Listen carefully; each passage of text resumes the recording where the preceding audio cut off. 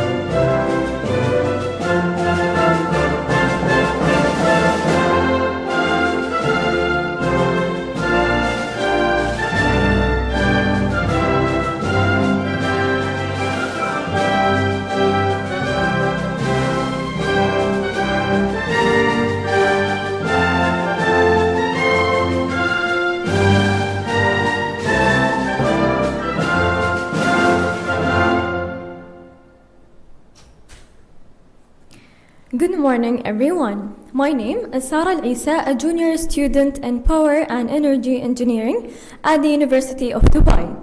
I'm very excited to welcome you to the International Moon Day 2025 celebration. Today, we are here to celebrate the International Moon Day and exchange knowledge about the moon and space. We are happy to have special guests with us. This event is organized with help of the University of Dubai and the Moon Village Association. We are excited to start this event with interesting talks, new ideas and opportunities to connect with each other. Let's begin by welcoming Dr. Isa Bastaki, President of the University of Dubai, to give his welcome speech.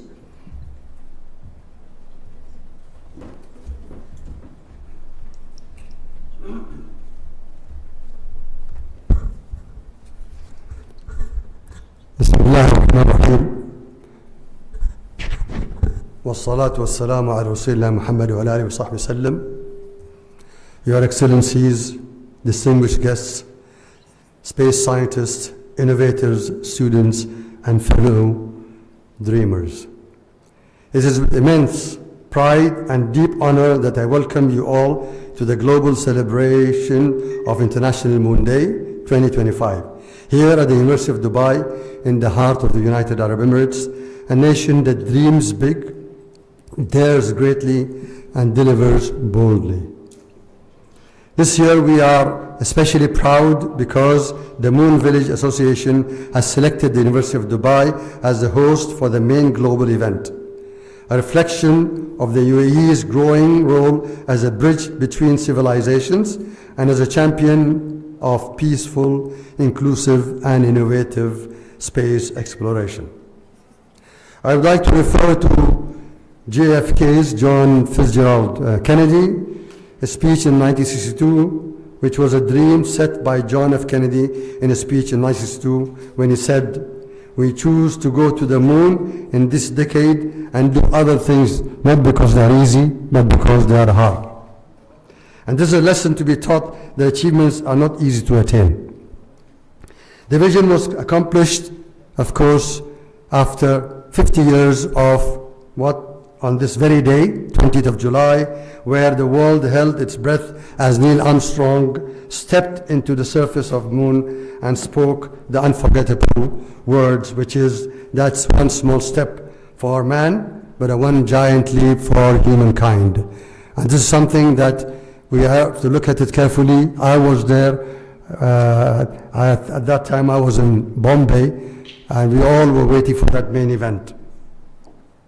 That moment ignited humanity's collective imagination. It proved that borders disappear when sights are set on the stars, that the possible becomes possible, which is also the famous quote from His Highness Muhammad Rashid, "Impossible is not in his dictionary." When science leads and when curiosity is allowed to flourish. Why do we need to host it in Dubai? Hosting the main global celebration of International Moon Day 2025 is more than symbolic. It is a recognition of the UAE's rapid and inspiring ascent in the space domain. From launching the Hope probe to Mars, first to the historic 8-day mission in 2019 of Hazza al-Mansouri to the International Space Station under the Zayed's Ambition Initiative, marked a defining moment in the UAE's journey toward becoming a leader in space exploration, and of course sending Sultan Niadi on another historic mission to the International Space Station and to establishing the Mohammed bin Rashid Space Center. The UAE has emerged as a bold spacefaring nation. Can we show a small video, please?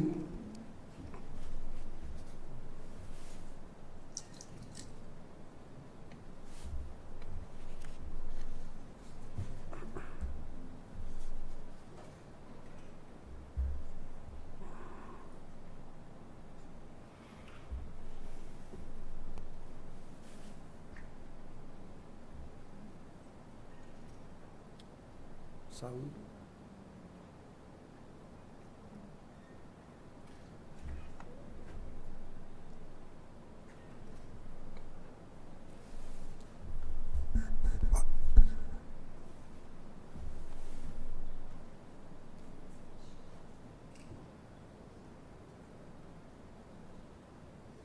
الحمد لله ان احنا شفنا الصورة دي لانه لها مكانة خاصة في قلبي. يعني دي ثالث مرة أقابل فيها سمو الشيخ زايد الله يرحمه، لأنها بتشمل 3 من رواد الفضاء في رحلة اسمها كانت رحلة أبولو سويوز.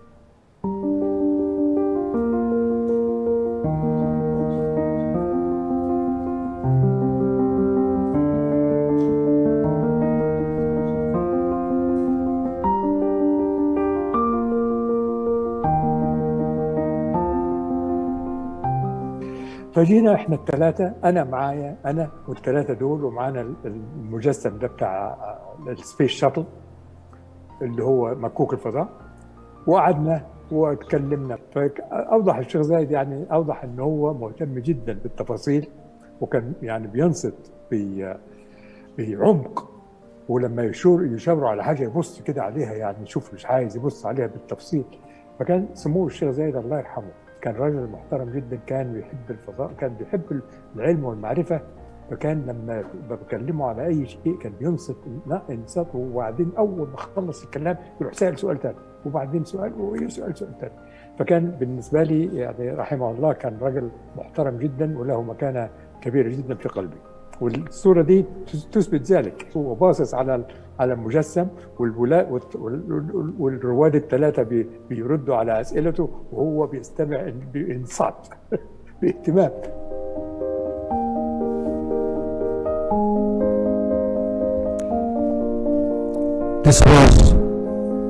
This was a dream. This was a vision of Sheikh Zayed, may he rest in peace, the founder of the nation, that he wanted us to go to the space, and at the end it happened. So this was at the beginning. However, more than that, it's very important that we're building knowledge-based economy, one that empowers youth, fuels innovation, and dares to ask, what's beyond the moon? That's the question now. Today we are joined by some of the world's most respected space leaders, thinkers and visionaries, including Mr. Driss Al-Hadani, Deputy Director of the United Nations Office for Outer Space Affairs, UNOSA, Dr. Hiroshima Yamakawa, President of JAXA, the Japanese Aerospace Exploration Agency, Dr. Nasr Al-Sahaf, Chair of the International Moon Day today, Professor Weiren Wu and he is the Director General of the Deep Exploration Laboratory of China. And of course, many other distinguished speakers representing nations, space agencies, and institutions across 5 continents. The moon does not belong to one nation. It belongs to humanity. It is a destination, yes, but also a mirror, a mirror reflecting our capacity to unite and imagine and explore. And His Highness Sheikh Mohammed bin Rashid said that we need the future youth to imagine, design, and execute.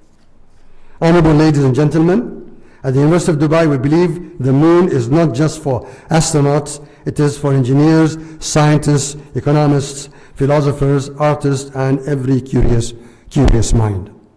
We must prepare our students not only for jobs on Earth, but for opportunities beyond it. The moon is now a test bed for lunar agriculture, space robotics, AI-driven habitat design, green energy in hostile environments, and ethical frameworks for interplanetary governments. And of course, there was a project actually that we wanted to have actually a model to build here in the University of Dubai. What will happen once in 2050? How will that colony look in Mars? And we are proud to integrate space science, AI, sustainability, and innovation across our curricula. In a world facing pressing challenges, climate change, inequality, geopolitical tensions, space, and particularly lunar exploration serves as a beacon of unity. We hope one day we can do that. If we are really human beings who want to develop themselves, we have to work as one entity in the world.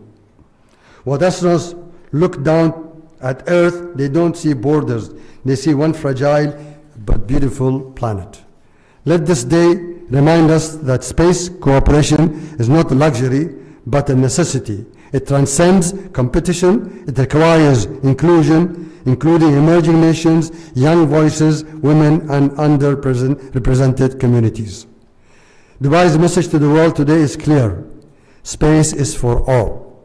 The moon belongs to humanity, and the future is ours to shape together. Distinguished guests, let this day be more than a celebration. Let it be a launchpad for curiosity, for collaboration, for courage. Let us inspire our youth to not only reach for the moon, but to understand it, protect it, and use it as a stepping stone toward a better world.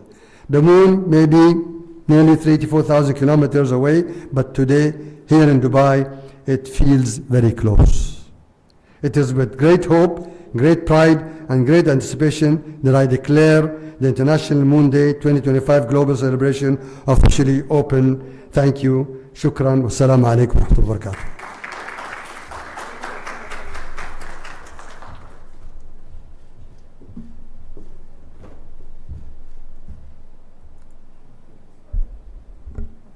Thank you, Dr. Isa Bastaki, for your welcoming words.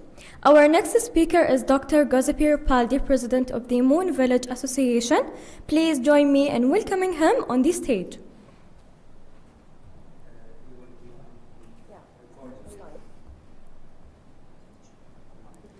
It's online. Okay, can you hear me? Yes, we can. Okay, all right. So, first of all, good morning, good afternoon, and good evening to everybody in Dubai and around the world. Happy International Moon Day to you all from Rome, as I was not able to be there in person. First, I would like to thank, on behalf of the Moon Village Association, Dr. Isa Bastaki, which he just spoke, President of the University of Dubai, for organizing this wonderful event. In particular, thanks to Dr. Said Al-Dahiri and his staff for implementing this organization today. Thanks also to the Moon Village Association staff, in particular to the chairman of the International Moon Day, Dr. Nasser Al-Saf, who is there with you, as well as to Mrs. Glavki Antonio, our operation manager, to have carried out all the required action for IMD and MVA. Thanks finally to all the participants in Dubai and online, and in particular UNOSA Deputy Director Dr. Dris Haladani, iSpace representative, dignitary, and all the participants around the world. I'm sure that you will enjoy today's program. Today, Dubai is the center of the world for the International Moon Day, as is hosting the main event and is consistent with the effort that UAE is making in lunar activity with many important projects which will be presented in the course of the day. Let me say a few words about the Moon Village Association, since later the chair of the International Moon Day will talk about the International Moon Day per se. So the Moon Village Association was created in 2017 as an NGO registered in Vienna with a goal to foster global cooperation and coordination in multidisciplinary lunar activity between multi-stakeholders like space agency, government, industry, NGO, international organization, and last but not least, the public. In the course of the last 9 years, MVA has become the world leading NGO in the field of lunar coordination and cooperation, involving more than 55 countries.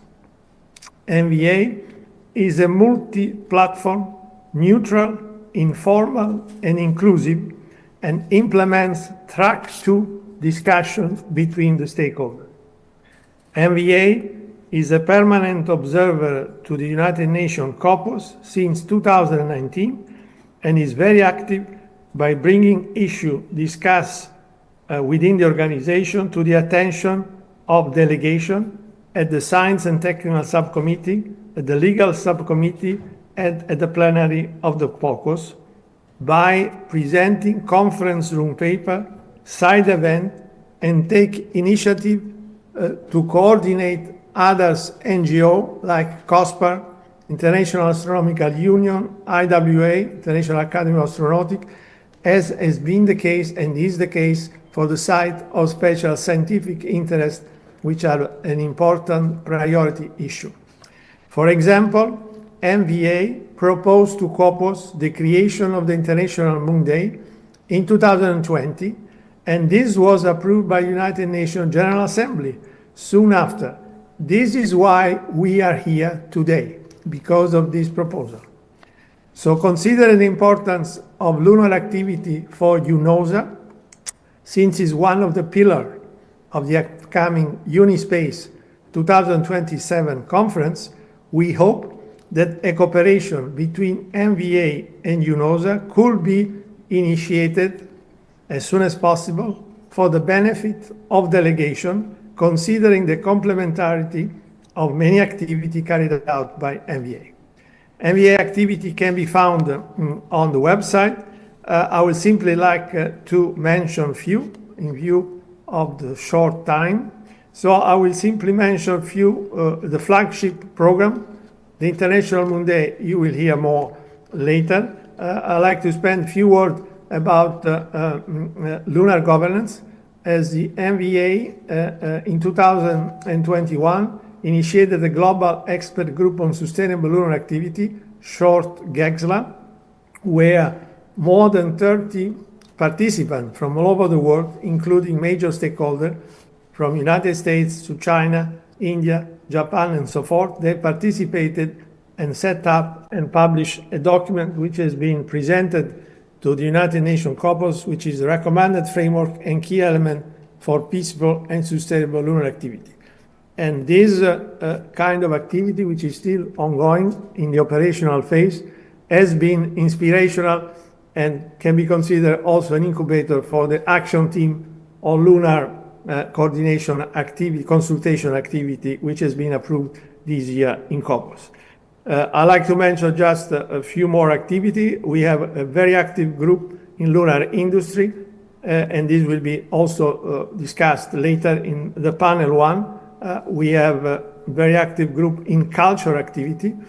As we have heard earlier speaker, basically the moon needs all the skill and is dealing with all topics. So the culture aspect, and recently we held a webinar about Arabic culture aspect of the moon, is fundamental.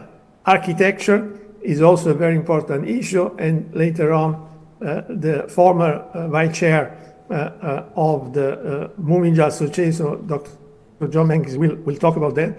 We are also dealing with participation of space emerging country, and we really foster involvement of organizations and countries like Nepal, Mongolia, Jordan, Kuwait, Chile, and many others. They all are interested in the moon. And so we try to help them by developing capacity building. As well as we organize yearly workshop. Last year we were in Luxembourg, and this year we're going to be in Torino. So I would like to conclude by thanking again the University of Dubai for this excellent organization, and I wish all of you to enjoy the program. Thank you.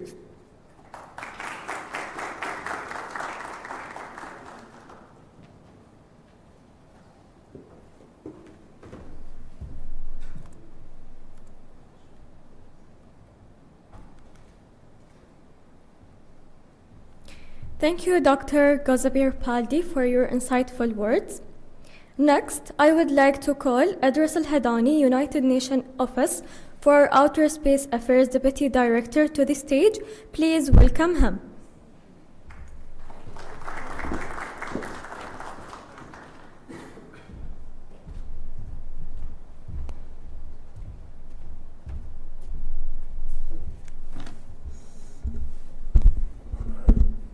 Good morning, Excellencies, distinguished participants.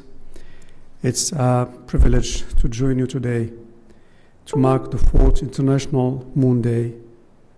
On behalf of UNOSA, I extend my sincere thanks to the University of Dubai, the Moon Village Association, and all partners and organizers for inviting UNOSA to participate to this meaningful event. The United Nations General Assembly proclaimed International Moon Day to commemorate humanity's first steps on the moon and to raise awareness of the importance of ensuring that lunar exploration is concluded sustainably and for the benefit of all humankind. This day reminds us of our shared responsibility to preserve the moon as the province of all humanity, fostering international cooperation, inspiring new generations, and reaffirming our collective commitment to the peaceful uses of outer space. The celebration of the International Moon Day resonates deeply with the missions of the United Nations and with the work of the Committee on the Peaceful Uses of Outer Space, COPUS, and its Sub-Secretariat, the United Nations Office for Outer Space Affairs. It also aligns with the vision articulated in the Pact for the Future, particularly Action 56, which calls for enhanced international cooperation in space governance to ensure that outer space activities are conducted in peaceful, safe, sustainable, and inclusive manner for the benefit of all humankind. The growing pace and the diversity of lunar activities. Today we have over than 100 missions planned by 2030 are only part of the story. What truly motivates our collective action today is the recognition that lunar exploration is entering a new era. Technological awareness, technological advances, the discovery of vital resources like water ice, the entry of new states and private sector, and the increasing complexity of planned activities, from mining to building habitats, call for thoughtful governance to ensure that the moon remains the heritage of the opportunity of all humankind. This is why COPUS established the Action Team on Lunar Activities Consultation, ATLAC, to create a dedicated forum where states can address the governance, safety, sustainability, and inclusivity of these unprecedented activities. ATLAC is tasked with developing concrete recommendations for coordination, transparency, and peaceful use. At its 68th session just a few weeks ago, COPOS endorsed the ATLAC's 3 years work plan, setting out a clear path in 2025 to define priorities and agree on a structured multi-year approach. In 2026, develop draft recommendations, engage with all stakeholders, and in 2027 to finalize those recommendations, including assessing whether a dedicated mechanism, international consultation mechanism, is required to support states in managing lunar activities harmoniously. Ladies and gentlemen, UNOSA, as the Secretariat of the COPOS, has the mandate to promote international cooperation in the peaceful uses of outer space, to support the committee and its member states in developing and implementing international space law, and to assist states, particularly developing countries and emerging space nations, in building their capacities to participate fully and effectively in the exploration and use of outer space. We provide the institutional, legal, and technical support that enable COPOS to serve as the principal forum for global dialogue on space governance and to help ensure that our space, including the moon, remains a domain for peaceful, sustainable, and inclusive activities. To further these goals and specifically support member states in shaping the future of lunar activities and lunar exploration, UNOSA launched the One Moon for All project earlier this year, a strategic initiative to empower all member states, particularly emerging space nations, to actively engage in developing national and international policies and legal frameworks for lunar activities. Through advisory missions, capacity building workshops, and expert forums, we are ensuring that every nation, regardless of its current capabilities, can have a voice in the new chapter of space exploration. In addition to supporting ATLAC, UNOSA has also been working to convene all stakeholders in meaningful dialogues. In June 2024, we organized the first lunar conference in Vienna, which brought together governments, industry leaders, NGOs, and academics to address the challenges and opportunities of lunar governance. And building on that momentum, we are already preparing the next lunar conference in November this year, which will deepen these discussions with a special emphasis on industry engagement and cross-sector collaboration. I want also to highlight and acknowledge the vital role of non-governmental organizations such as the Moon Village Association and many others in fostering dialogue, building bridges, and driving innovation in the field of lunar exploration and governance. NGOs bring a unique perspective. Their ability to convene diverse stakeholders, from government and industry to academia, student, and public, enables them to create spaces for open dialogue and creative thinking that might not otherwise occur. They are instrumental in raising awareness, educating people, and ensuring that lunar activities are not just the domain of a few, but truly shared human endeavor. Through initiatives like the International Moon Day itself and continuous engagement with COPOS and UNOSA, NGOs complement the work of states and international organizations by promoting transparency, inclusivity, and collaboration at all levels. Their contributions remind us that the governance of the moon and of outer space more broadly is not only a legal and political challenge, but also a societal one, requiring the participation and commitment of all sectors of humanity. Excellencies, ladies and gentlemen, the moon has always been a symbol of human aspiration, but today it's also a test of our collective responsibility. Together, we must ensure that our return to the moon reflects the values of cooperation, sustainability, and peace, leaving no one behind. On behalf of UNOSA, I once again thank the organizers of this event for this dedication and vision. Let us continue working together, governments, industry, academia, civil society, to ensure that moon remains truly one moon for all. Thank you.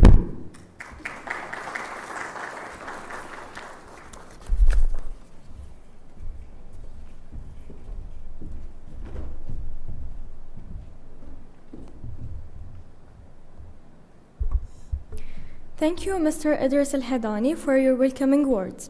Now we would like to show you a welcoming video from Professor Wu Wen, Director General Deep Exploration Laboratory, China.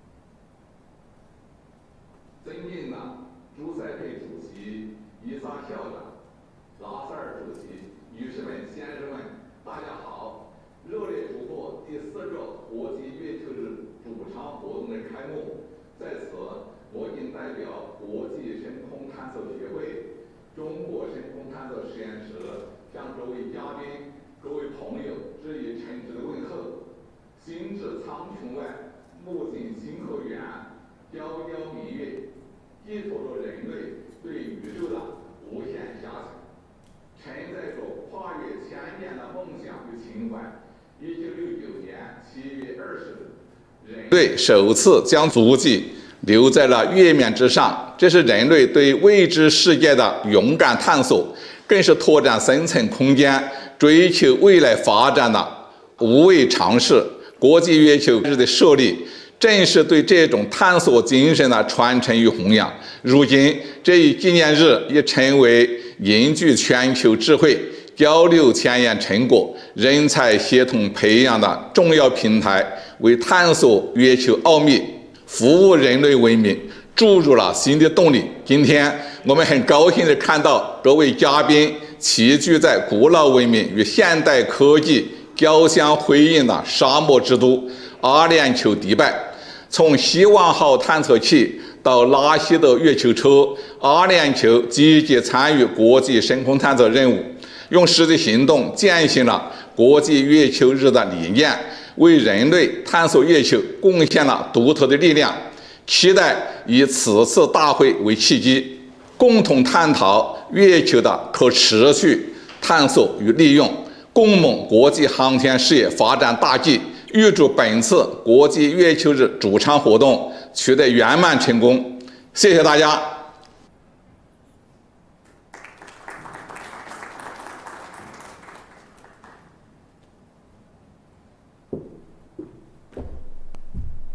Thank you. The next video from Dr. Hiroshi Yamako, President Japan Aerospace Exploration Agency.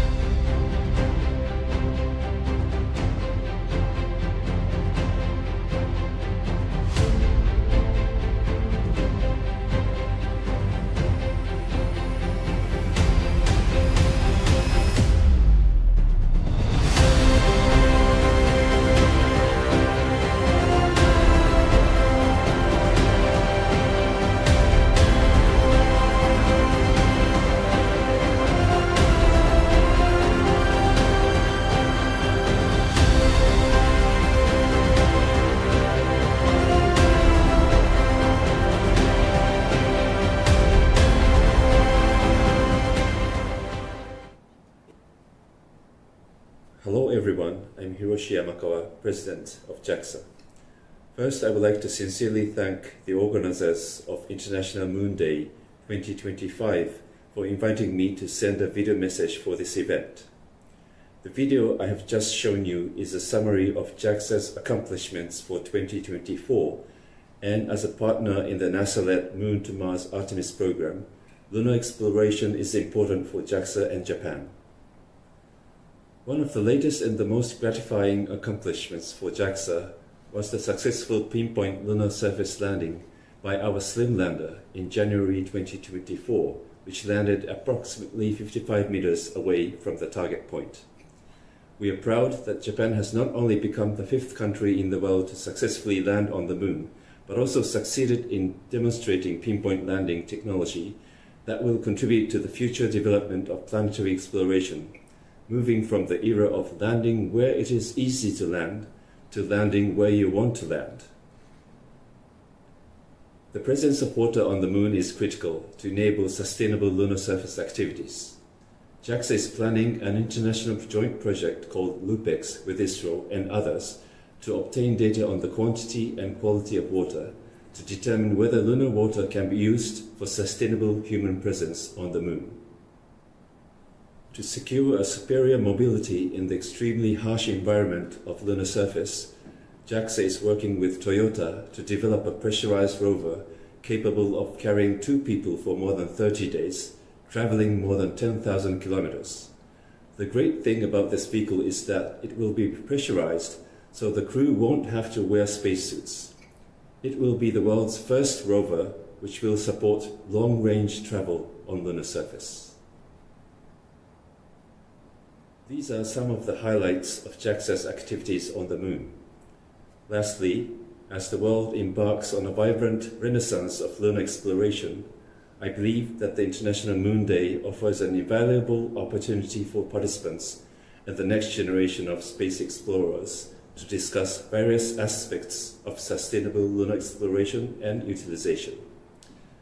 I would like to conclude my message by thanking my dear friends and colleagues from the UAE for hosting the 4th International Moon Day and for further enhancing international discussion on lunar exploration. I wish you all the best. Thank you very much.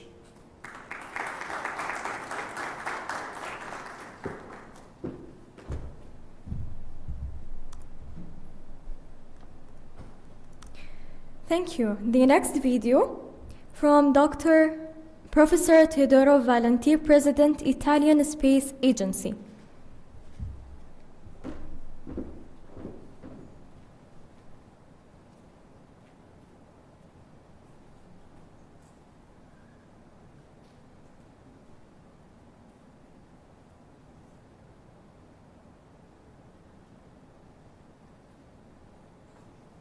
Authorities, distinguished guests, organizer, dear colleagues, let me start by thanking the Moon Village Association, the University of Dubai, and all the organizers for kindly inviting me to take part in this year's International Moon Day on behalf of the Italian Space Agency. It's a true honor to join you, even though remotely, in celebrating this important occasion. The next July the 20th, the anniversary of humanity's 4th step on the moon, has become, thanks to a resolution of the United Nations General Assembly, following a 2021 proposals by the Moon Village Association to the United Nations Committee on the Peaceful Use of Outer Space, a global moment to discuss on the legacy and future of lunar exploration. Thus, today is not just about a memory. Now, more than ever, the moon is at the forefront of scientific, technological, and strategic interest. And Italy, through the action of the Italian Space Agency, is ready to actively contribute to international lunar program such as Artemis and the Lunar Gateway, working closely with global partners.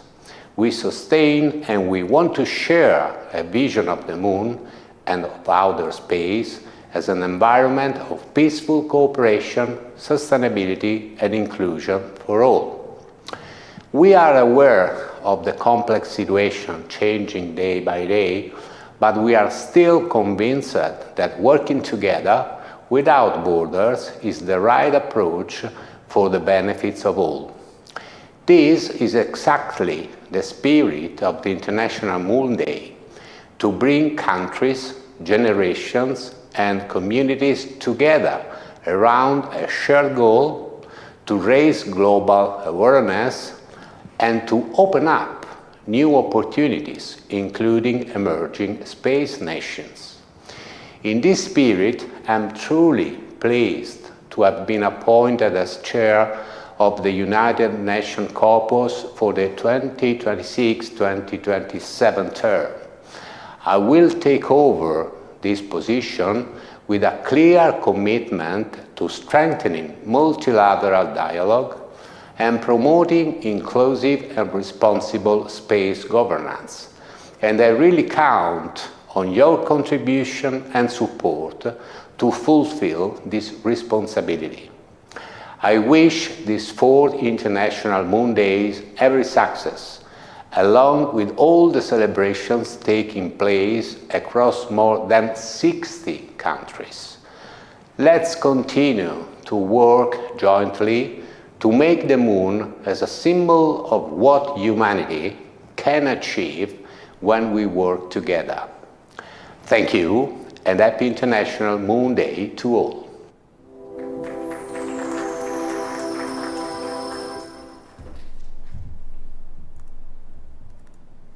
Thank you all for this insightful and welcoming message. Next, we have our keynote address. Please welcome Dr. Nasr Al-Sahaf, the Chair of International Moon Day.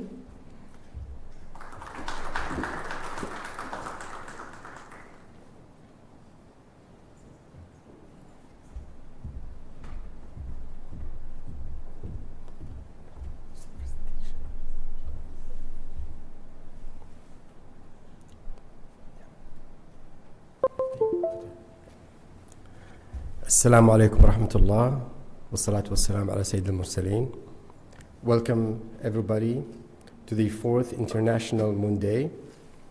From the University of Dubai, I welcome you, and as Dr. Al-Bastaki mentioned before, he had declared the opening. So welcome, and I'd like to start by a presentation about the history of the International Moon Day and how it started and where we are today.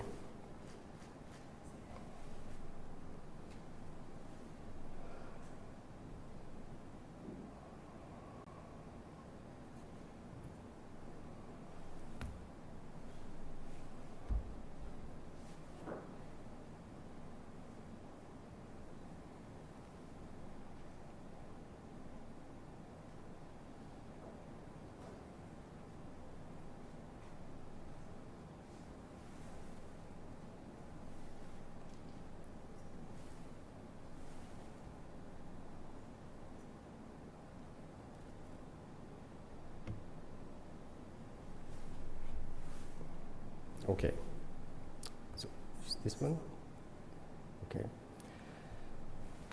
okay, so I'll start with the first slide, where we have the United Nations, of course, in December of 2021 at the United Nations General Assembly declaring the establishment of the International Moon Day. Then we talk about the reason for all of this. I mean, these are the goals of the International Moon Day: public awareness and promotion, sustainability in moon exploration and utilization, and of course, global cooperation and international coordination. I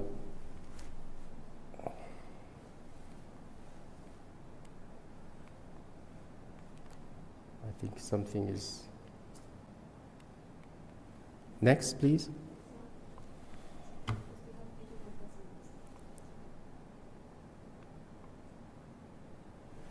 Okay. Of course, each year we have a theme. We started with, in 2022, with the Lunar Exploration, Coordination and Sustainability, and this was our first theme. So every year we have a different theme.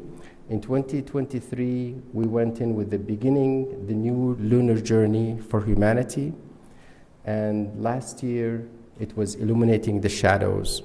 And as you know, this year it is one moon, one vision, one future. In general, what these themes are, they are a guideline to global events so that they can at least, when they think about their participation, they can have a general theme, but every country, every institute, every group who has proposed a International Moon Day event, a global one, they are more than free to bring in their own culture, their own perspectives on that. So this is just a general guideline, but it all fills in with the general idea of the International Moon Day. Next, please.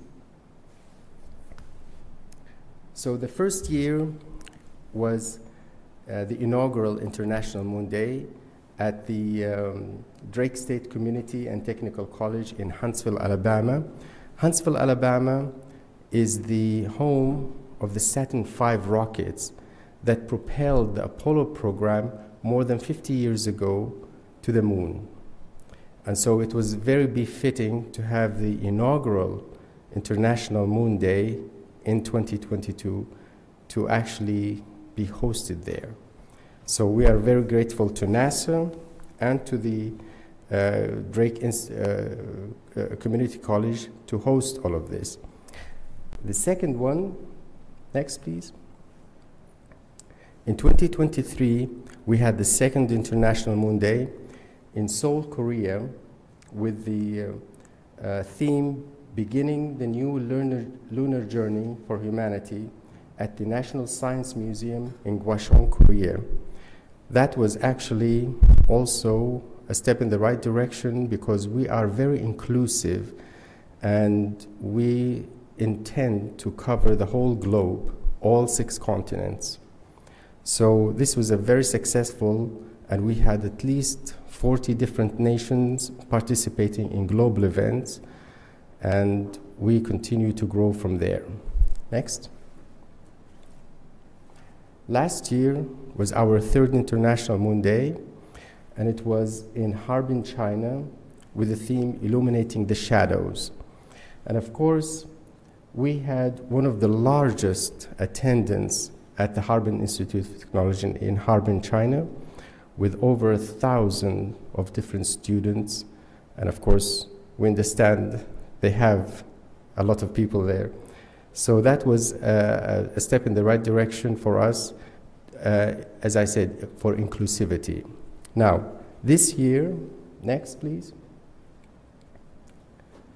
This year we have surpassed our global events. We had hovered in the last 2 years with about 40 to 42 different nations. This year we have surpassed that number, and we have right now over 50 participating events globally, and we assume that we will probably be doubling, over 80 maybe, by the end of October, because this was the first year, from our experience in the past 3 years, a lot of institutes told us there's not enough time for us to just participate during the month of July, especially the fact that it is summertime and vacation and holiday. So this year we took the initiative to increase the participation time until the end of October.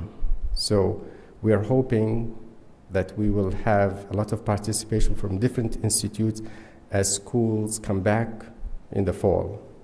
So we have 25 countries so far, but more than likely this number will double very soon. Next, please.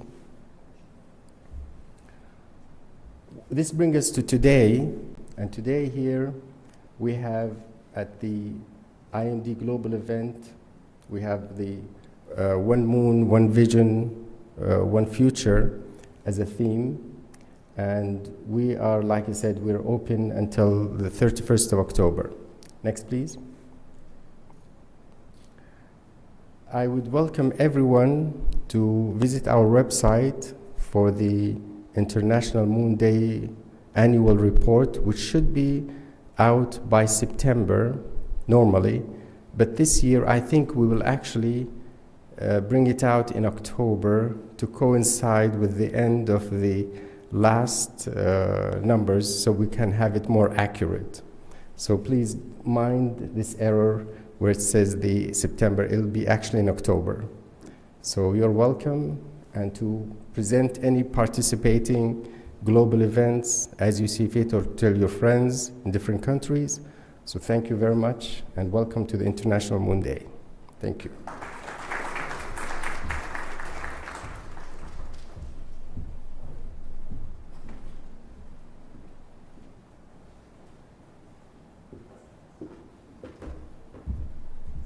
Thank you, Dr. Nasr al-Sahaf, for your insightful words. Our second keynote speaker, Mr. John C. Mankins, President of Artemis Innovation Management Solutions, LLC, and of Mankins Space Technology virtually. Please welcome him.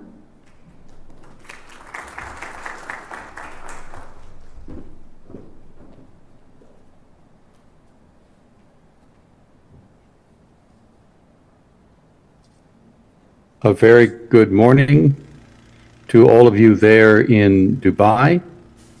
I am currently in California, where it's rather late in the evening, so I wish that I was there. I have participated in several of the International Moon Day events, as Dr. Al-Sahaf was describing. And it is a great and genuine pleasure to be with you today. I wanted to, in this keynote address, to speak to, I want to hold this up. I assume everyone can see my screen correctly. This morning, I wanted to speak with you about the potential for lunar development and utilization to influence and to be influenced by future activities in cislunar space. In particular, I wanted to begin with the lunar anthropic principle. Krafft Ehricke, a rocket scientist who worked with von Braun over the decades of the 40s, the 50s, the 60s, observed in 1984, the year of his passing, that if God had wanted man to become a spacefaring species, he would have given us a moon. And this was a partially tongue-in-cheek observation, namely that the fact that the moon is there, it will have a great impact to facilitate humanity becoming a spacefaring species. This sentiment was echoed by Dr. Paul Spudis, a lunar geologist and also a visionary, who in 2018, just before his untimely passing, recalled these words of Krafft Ehricke from 1984, and observed that the moon is truly uniquely placed in the vicinity of humanity, that it can provide material and energy resources to allow humanity to extend its presence into space. It is only a few light seconds away, and it is orders of magnitude more readily accessible than our system sent from the Earth. And I'll spend just a moment on this key point. If you are familiar with the rocket equation, I think it's good to have at least one equation in a keynote speech. It indicates that the amount of propellant and therefore the size of the rocket system that is needed to go from a surface to space is determined by this equation from the early 20th century, in which the initial mass and the final mass are in a ratio are related to the total change in energy through a logarithmic equation. And although I could have put in a diagram of the rocket equation with a logarithmic curve, I believe this picture illustrates the point even more succinctly. If you compare the primary booster of the Saturn V, it's an enormous system necessary to get payloads away from the Earth, and it had a lift capacity of about 3,000 metric tons of force. Well, however, similarly, the Lunar Excursion Module, which was one of the systems that was lifted into space from Earth by the Saturn V, required only a lift capacity of 4 to 5 metric tons. And this is a difference between getting off the Earth and getting off the Moon of some 650-fold. And so the Moon is vastly easier to launch from than is the Earth. And this is an integrated map of the energy required to go from Earth to low Earth orbit, from low Earth orbit to various orbits in cislunar space, or from the Moon to and from these locations, and also to and from Mars. And the main point here being that I won't dwell on the details of the numbers, but a system that can go to the lunar surface and then back up again, or from the lunar surface to orbit and then back down again, has about the same energy requirements as a transportation system that would go from Earth orbit to the Moon, or from the Mars orbit to the surface, or back and forth from the Moon to Mars. And so it's almost like there is this magic number which allows us and it's about 4,000 meters per second, 3 to 5 kilometers per second, that if you have a space transportation system that allows you to provide this change in energy, this change in velocity, that you have a system that would allow you to go anywhere in cislunar space and essentially anywhere in the inner solar system. And if the system can be refueled, then it can also be reusable.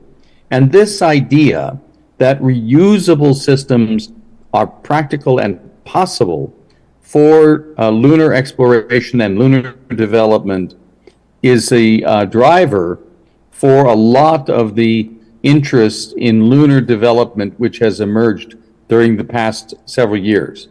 The Moon provides critical resources, as I mentioned, the location, availability of sunlight, availability of materials, the gravity, which is about 1/6 of Earth's gravity, is just right. Namely, it provides you with an up and down for chemical processes, but it allows you to get off the Moon rather elegantly, as I described.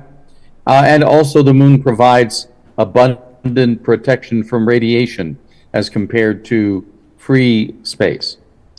So there are, of course, issues which are challenging.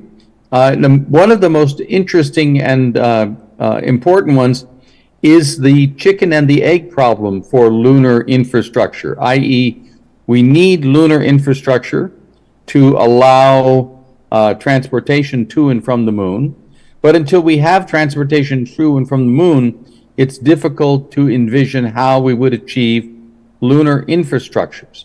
The same thing is true with several other areas, including lunar energy, manufacturing, construction, and so on.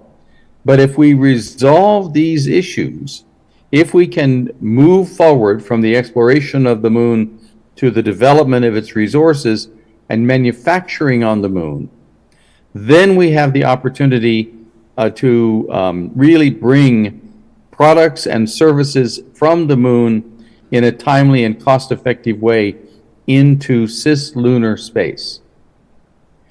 I'll speed this along because I know the time is short. There are a number of critical requirements: transportation, power, data, human presence, as I mentioned. I wanted to just show a diagram that illustrates the concept that all of these aspects of lunar activities and lunar operations are interrelated to one another, and at the center is the availability of energy and power.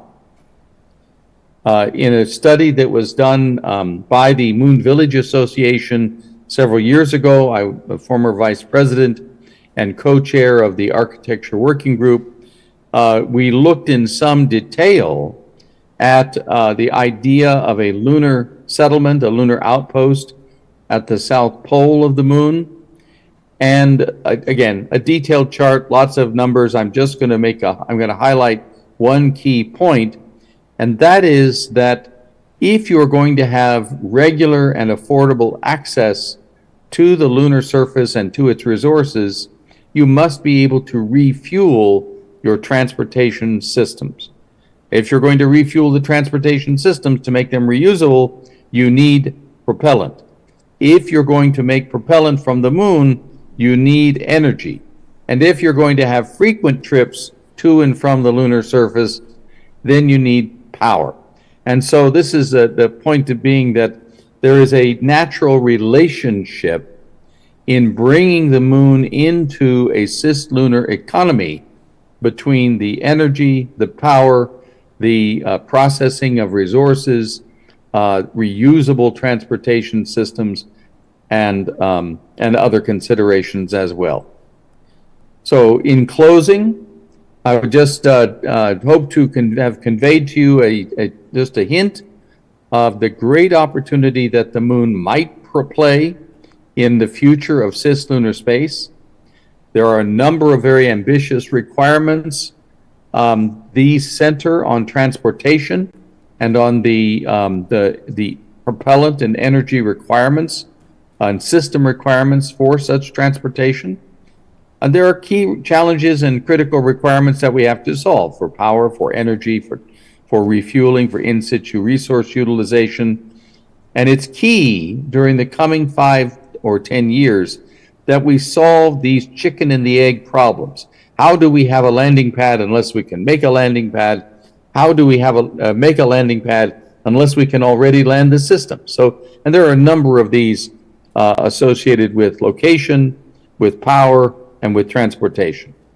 And I would urge all of the participants in today's International Moon Day event to be thinking about how we can work together, how we can formulate a strategic roadmap to identify the key technologies and the systems options and bring these forward into an integrated view of the future and an integrated program of activities. Thank you very much for your kind attention. And I apologize for covering so many technical details in a keynote speech. Thank you. Thank you, Mr. John C., for your well-informed words. The last keynote speaker, Ososhi C.K., Executive Fellow in Space.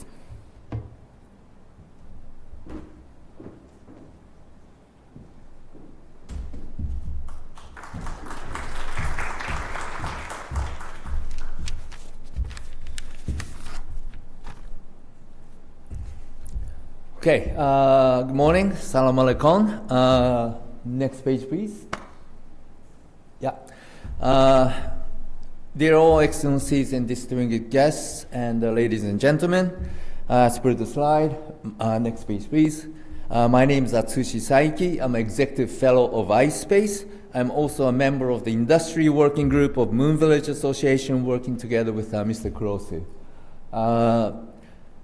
Yes, first of all, I would like to express my sincere appreciation to His Excellency Dr. Bastaki, President of University of Dubai, Dr. Ray Baudi, President of Moon Village Association, and Dr. Arsa Haf, Chair of International Moon Day Group, for giving me this special opportunity here today to be here. Oh, okay. Okay, I will try. Yeah. Okay.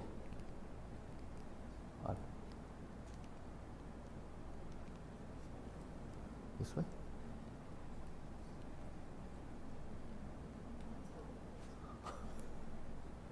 Okay. All right.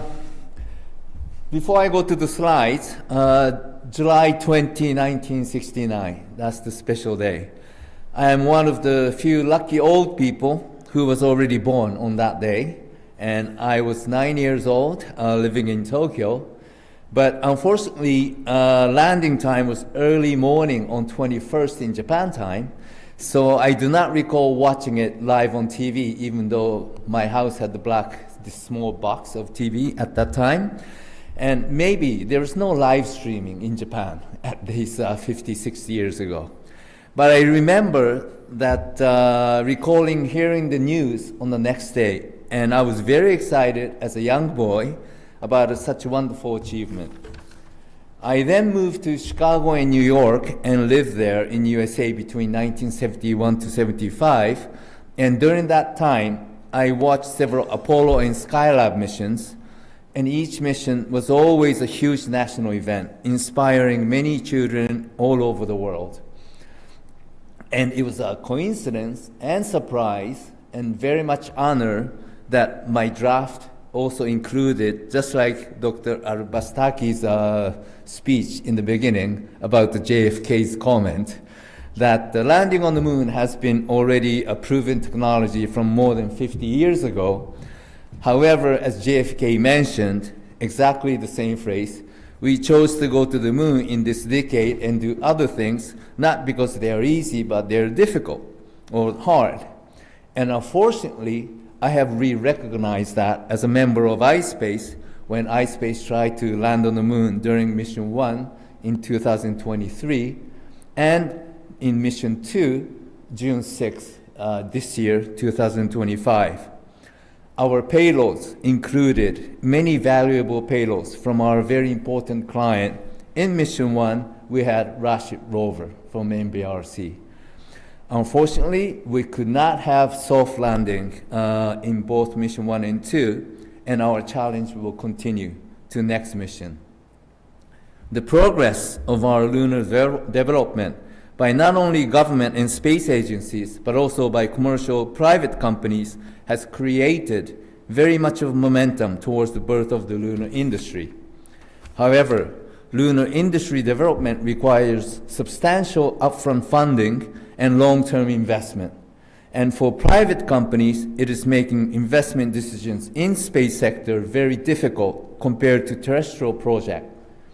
The industry working group of Moon Village Association is working hard to overcome these issues by providing concrete projects and a clear roadmap for future lunar industry and leverage technologies and solutions emerging from these lunar developments to be utilized in terrestrial business also, thereby expanding business opportunities both on the moon and on the Earth. In the meantime, while attending the GLEX conference in India this last May and SpaceTide in Japan last week, I have noticed that there are more and more interest in international collaboration among many key holders around the world, not just between governments and agencies, but also involving commercial companies and academia.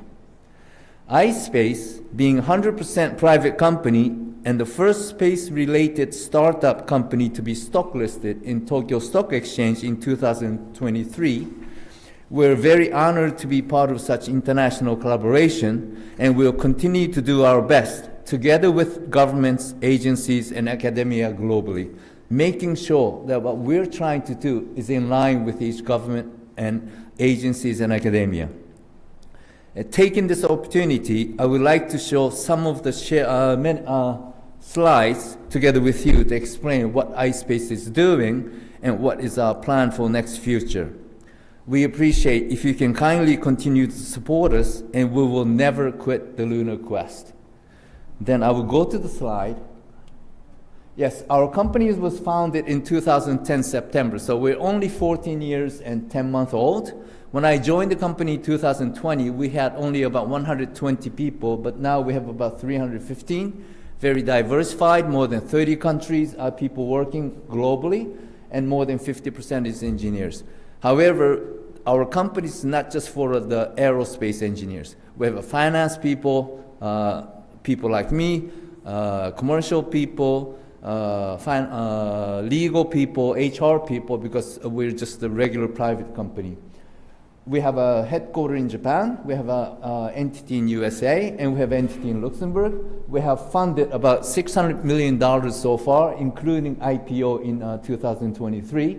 One of the characteristics is that we are also supported by regular commercial companies, not just like a venture capital investment funds from the initial stage, including airline company, camera company, printing company, communication company, and even insurance company. This is our mission plan. Mission 1 and 2 was R&D project, so our lander was rather small size. Mission 1, we had the biggest client was MBRC Rashid Rover. Mission 2 just recently finished. And then we have a next mission coming, Mission 3 in USA side with the bigger lander, Apex 1.0, 2027, and Mission 4, 2027. And we will have 1 or 2 missions each year. I will not go to details, but Mission 1, as I said, Rashid Rover was the biggest. Then we had this lunar robot from JAXA. And Nitera is a Japanese company. They had a solid battery on our mission. Together with other Canadian agencies supported the project. And this is one of the beautiful pictures I like. This was taken from our lander about 100 kilo above the lunar surface before our landing challenge. And this, you can see a small shadow on the south side of the Earth, and that is the solar eclipse in Australia. And I wanted to say, we purposely took this timing, but actually it was a coincidence. But it was a big lucky coincidence, and this was selected by, as far as I understand, Planetary Science Society in USA, Best Image of the Solar System of the Year 2023. And it was very impressive because at that time, only 200 people company, only about 13 years old, 100% private, were able to take this kind of picture from the lunar orbit. This is Mission 2, which just recently finished. We had the one big client, which was Takasago Thermal Engineering. They have the water splitting technology to hydrogen and oxygen, and they made this testing equipment to cope with lunar environment. So if our soft landing was successful, as far as we understand, this was the first ever lunar environment, water splitting experiment on the lunar surface. Of course, we could not yet find ice form water yet, so we brought pure water from the Earth. And then we had the Deep Space Radiation Probe from Taiwan, and also the company Ugrena is a Japanese company, and this is, we brought microalgae to lunar environment, enclosed environment, and see how that will grow. And their intention is that can be used in future nutrition for human habitat on the lunar surface. And then we had our own rover also.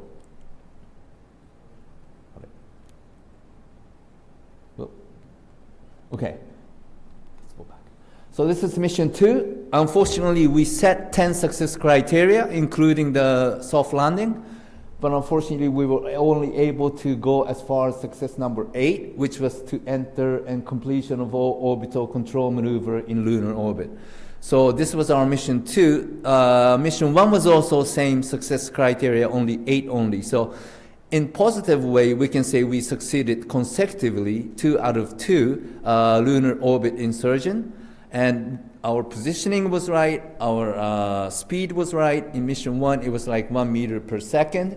Unfortunately, in case of mission 1, it was a software issue that made us the hard landing.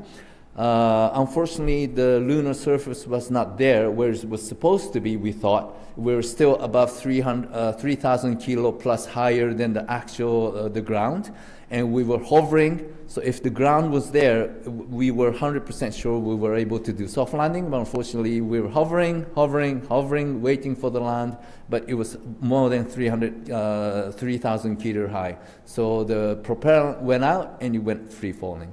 That was the mission 1. Mission 2, it's already in our website. It was a hardware issue. It was a lunar laser rangefinder, did not work until the altitude was 1,000 meter or 1 kilo.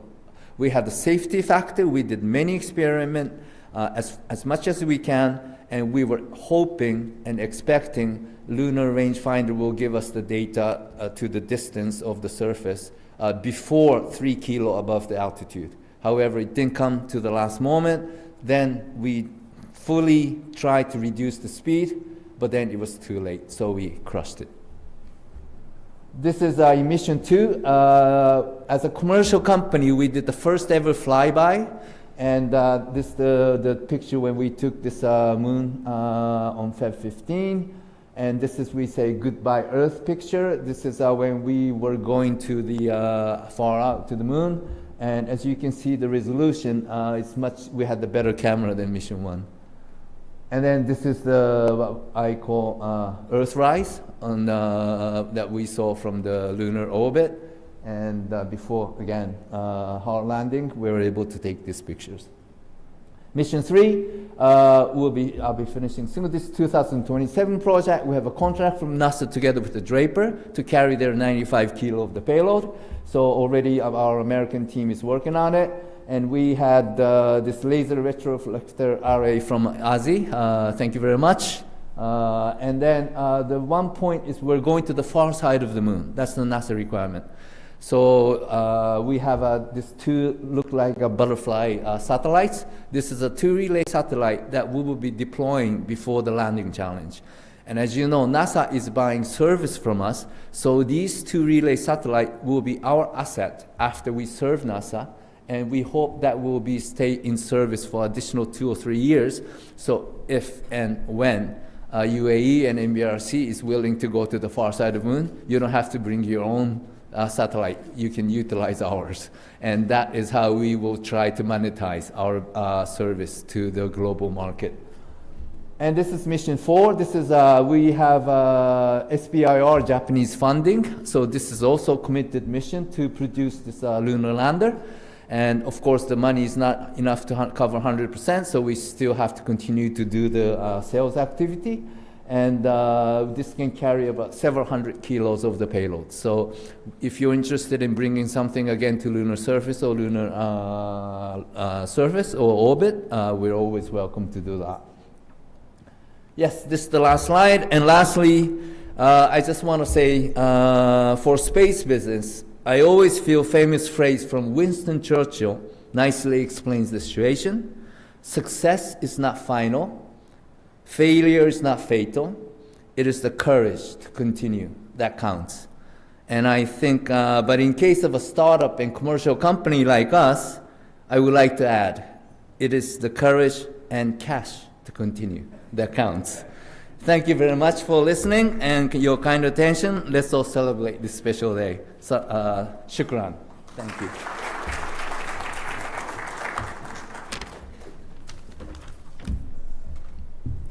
Thank you, Mr. Asoshi CK, for your knowledge words. Next, we have session of the Emirates Lunar Mission. Amna Khalifa Boussoud will share with us about the rover designs. Let's welcome her to the stage. After the session, we will have time for your questions, so be ready.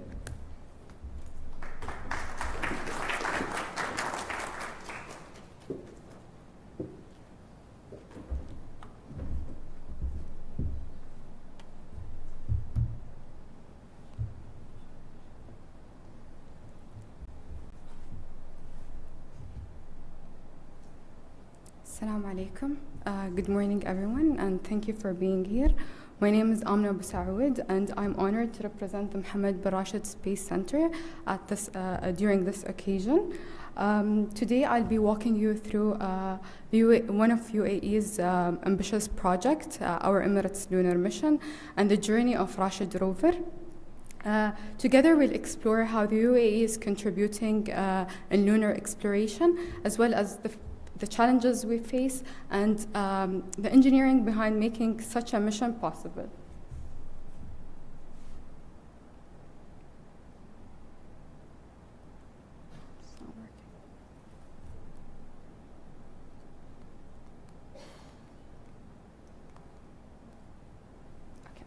So let's start with why the moon matters. It is our closest neighbor. It is just 384,000 kilometers away. This means that it takes only about 1.3 seconds for light to come from the moon, and if we send a signal back to the moon, it takes as well only 1.3 seconds. The moon is also known that it is the only celestial bodies in which we can observe its detailed features using our naked eyes. It isn't just about like how close it is or something, but however it influences our daily life.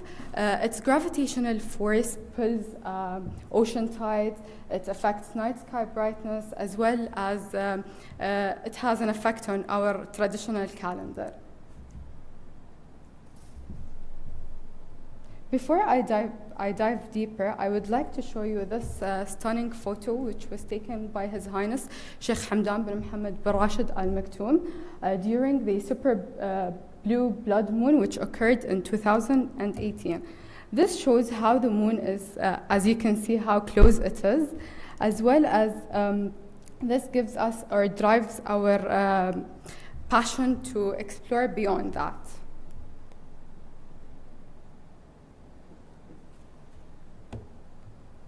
So lunar exploration started 60 years ago.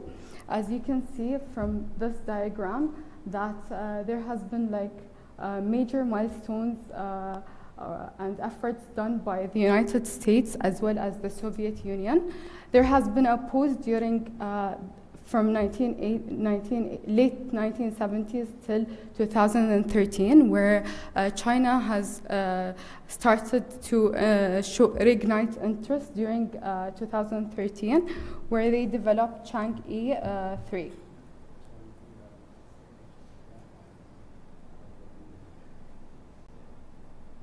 Today we see a global push with India, as well as Japan and the UAE all joining the efforts.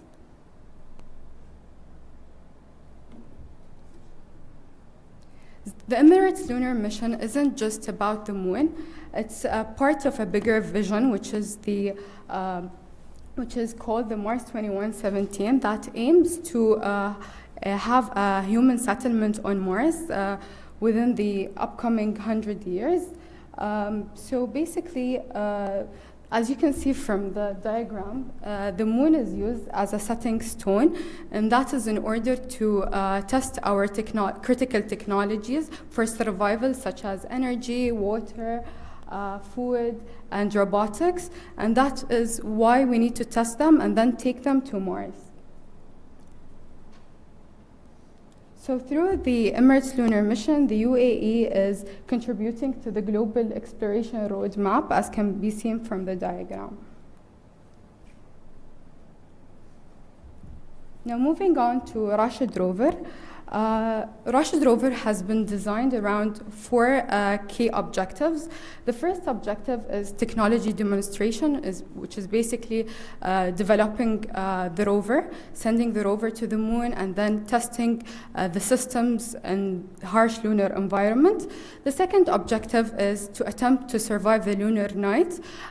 This is a very critical, I'd say, issue in lunar missions, because temperatures at night drop below minus 170 degrees Celsius. So the second objective is to attempt to survive that temperature. The third objective is to basically gather data in order to support fundamental research and future missions. And lastly is to publicly engage youth, people, and share these data globally. So this is the Rashid rover, which is developed by Mohammed bin Rashid Space Center. It is a 10-kilogram rover. It is equipped with two main cameras, the primary camera and the secondary camera, as well as it has different scientific instruments such as the microscopic camera, the thermal camera, Langmuir probe, which I'd explain in details later, and an experiment called the MAD, which is material adhesion abrasive detection. The navigation uses IMU encoders as well as the cameras that are on board. And it is a four-wheeled rover with differential gears.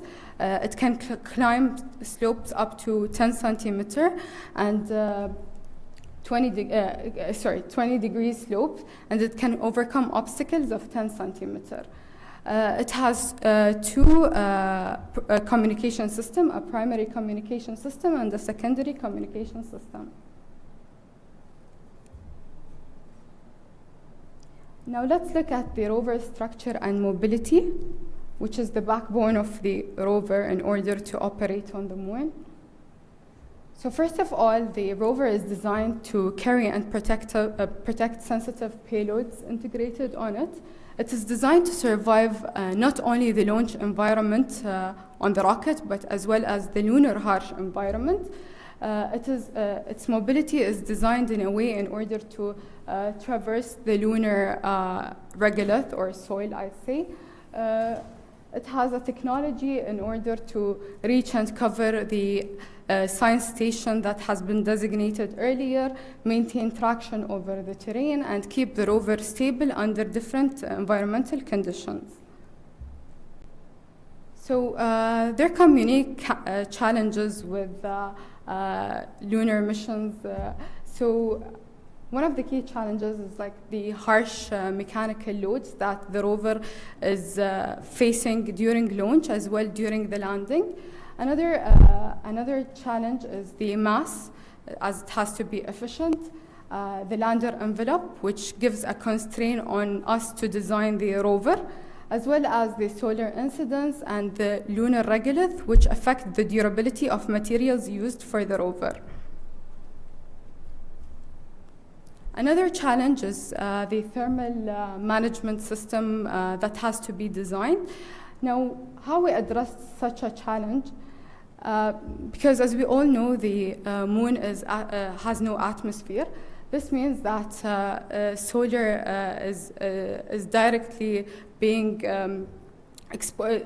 This means that the lunar surface is directly being exposed to the sun all the time. This means that there is no atmosphere. There are high temperature swings between the negative and the positive during lunar day and night. So this means that Rashid rover has to survive this harsh environment, and the thermal management system has to be designed. So in the first place, why do we need the thermal management system? It is because the rover is utilizing commercial off-the-shelf components, and these components have a narrow temperature range in which they can operate. So the temperature usually ranges from minus 400 degrees Celsius to 85 degrees Celsius. Now, having them on the lunar surface, there has to be some sort of way designed with either passive system or active systems. And with the thermal challenges, the temperature isn't the only challenge, but we have lunar boulders or crater rims, which can also create shadows for the rover and further drop the temperatures of the rover system. We have also lunar dust, which can have effect on the thermal design as well, because we have radiators, amylase, and the dust can accumulate in these areas. Now, moving on to the rover electrical power system. It provides energy required for all rover activities during operations. It consists of three main parts: the generation, the storage, and consumption. Each of them consists of specific objectives as well as challenges. So for the generation, we have the solar cells, which harvest solar energies using photovoltaics. Objective is to provide the enough energy in order to fulfill the mission objectives. The challenges can include the lunar regolith contamination. During driving, regolith can accumulate on the solar cells, as well as because we have limited volume for the rover. This means that we have limited areas for the solar cells. Another challenge is the sun orientation, which needs to be tracked. Thermal consideration and shadowing, as I mentioned earlier. Now comes the design of the storage. The EPS design for the storage uses battery, and the battery is rechargeable. It's available for all operation, even in the event of power generation shortage. The main challenge here is the temperature sensitivity, and that the battery should be charged or discharged only under specific conditions, because the battery has the narrowest range of temperature for operations. And lastly is the consumption. So the design of the EPS utilizes power distribution units, PDU, within the EPS itself. It distributes power to all the rover avionics, PCB boards. The challenges are the hardware limitation. That means it's not being able to provide all systems with power simultaneously, and optimized power management versus operation. Now moving on to one of the, I'd say, major subsystem, which is the rover communication. So the rover is equipped with two communication systems, a primary communication system, which is lander dependent. That means the rover relays the up and downlink streams to the lander communication system. And then comes the secondary system, which is an independent communication system that utilizes an S-band. There comes challenges with each, of course. For instance, for the primary communication system, because we are uncertain of the lunar terrain topologies in terms of rocks, craters. This means that we might lose line of sight with the lander. We have a limited antenna height. We have low power transmission. As for the secondary communication system, it has low power compared to Earth-Moon distance, and this requires real-time communication. That means that Earth has to be visible at all time in order to have communication. And however, it is still a reliable system. Lastly, I'd like to talk about the science instruments that are on board. So as you can see from the figures, we have different scientific instruments, such as the Langmuir probes, thermal imager, the primary camera, microscopic camera, and the secondary camera. Now I'll talk about the two main cameras, which is the primary camera and the secondary camera. As for the specifications, the cameras have a field of view of 85 degrees. The primary camera is mounted on the mast or the arm of the rover. This means that it is gimbaled. You can have a 360-degree field of view. It is mainly used for navigation and operation. It will also be used for scientific purposes, such as looking at the experiment that I mentioned, which is the MAD experiment on the whale. It can also monitor the dust accumulation on the rover, because you have the advantage of rotating the arm. As for the secondary camera, it has the same specification of the primary camera. However, it is fixed at the rear of the rover. It is used as a backup camera for navigation and operation reasons, for instance, like driving backwards. It will also be used for scientific purpose, because it is closer to the lunar regolith than the primary camera. It has higher resolution in terms of dust grains. If you want to look at the lunar dust, this means we have also a close-up images of the drive tracks. Now moving on to the Langmuir probes. Before I get into details, it's worth mentioning that the reason we have placed these probes, they are set at different heights. We have 4 of them. One of the reasons why we placed such probes is because after Apollo mission, they've noticed that the dust has been, the lunar dust is accumulated on the astronaut suits as well as their shoes, even when they came back on Earth. So this means that the dust is probably charged. So what the Langmuir does, basically, before getting into it measures the charges. However, why is the lunar surface charged? So because it is an atmosphereless body, that means when it is exposed to sunlight, what happens is on the left side, if you can see, that you have photoelectrons. It is because the sun is the surface is directly being exposed to the sun, which makes it positively charged. And then where we have a terminator region, like where the sun is not directly on the lunar surface, you can see that the particles and dust start moving away from the surface. And at night, which is on the right side, you see that it's negatively charged, not positively charged. It's because of the absence of the sun.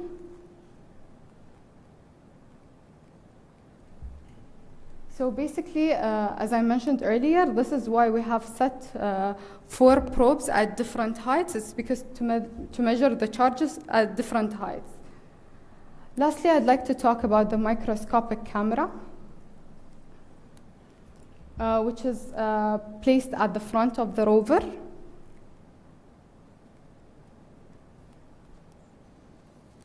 And this is an example of the analysis we've got after testing. This is, we've tested from, it's not lunar regolith, it's a simulant, lunar simulant. So we've taken an image using the microscopic camera, and we did an analysis, and you can see like the grain of the soil. Then we have the thermal camera, which is at the back of the rover next to the secondary camera or the backup camera. So basically what it does, it creates a heat map and shows the different temperature variation.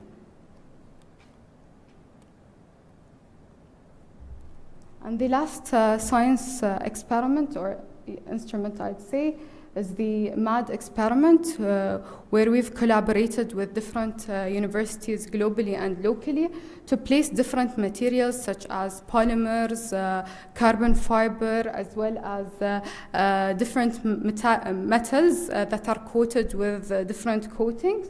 And that is in order for them to study the behavior of the material while the rover is driving, and how dust is being either attaching on the, there's being attached on the material, or how it's behaving basically. So the rover has gone through different phases. The first phase is the design and the development. The second phase is the verification and validation. The last phase is the delivery and surface operations, which didn't happen. So I'd like to show you some of the pictures during testing. So this one where we verified the mobility as well as the communication in the desert in Dubai. We have done a drive-off test, which means driving off the lander from iSpace, this one. It has gone as well a thermal and vacuum environmental verification. a vibration test in order to verify the launch environment and that it survive that. And lastly, what we've done is a solar panel installation. It comes as the last step. And we have integrated the rover on iSpace lander, as you can see from the pictures. And lastly, we've done a drive-off test from the lander itself.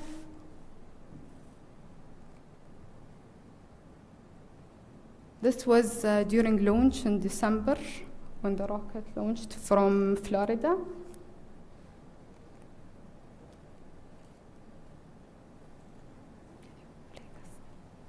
Play video.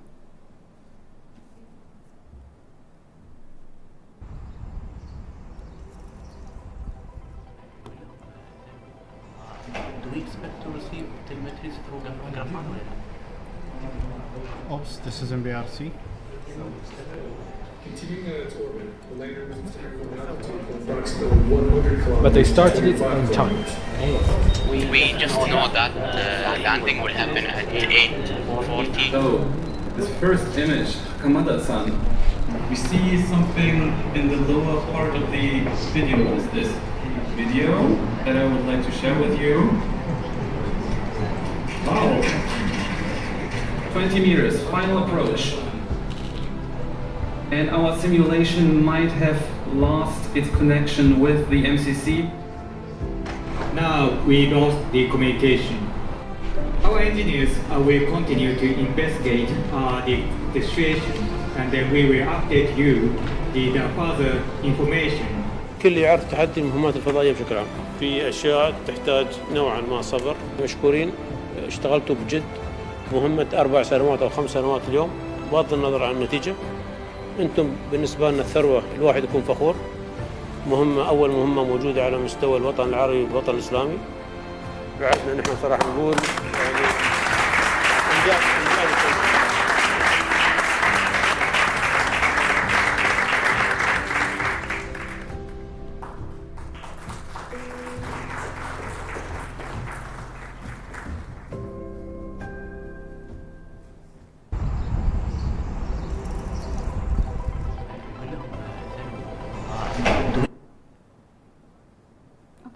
So the video we've just seen is that was during landing. We didn't know what happened.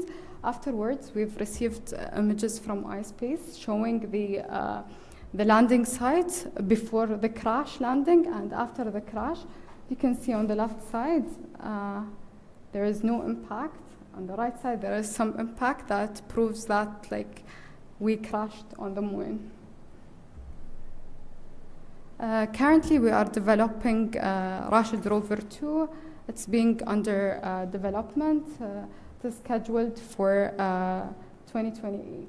2028, yeah. Thank you.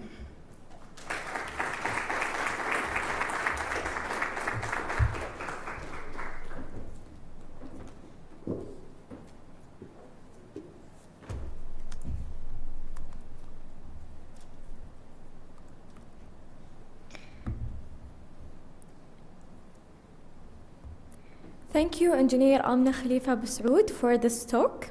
Now I would like to call to the stage Dr. Isa Bastaki and Dr. Saeed Al-Dhahiri to recognize the speakers, Dr. Nasr Al-Sahaf, Associate CK, and Engineer Amna Khalifa Boussaoud. Please welcome.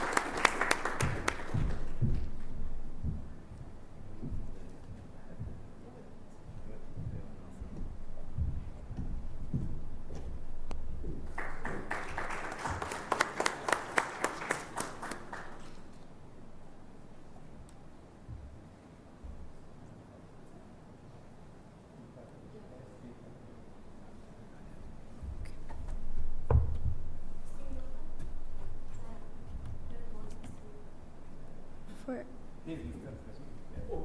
Yeah. Thank you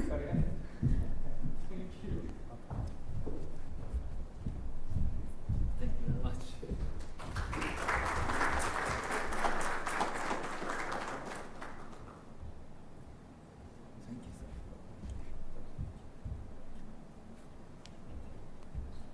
Thank you.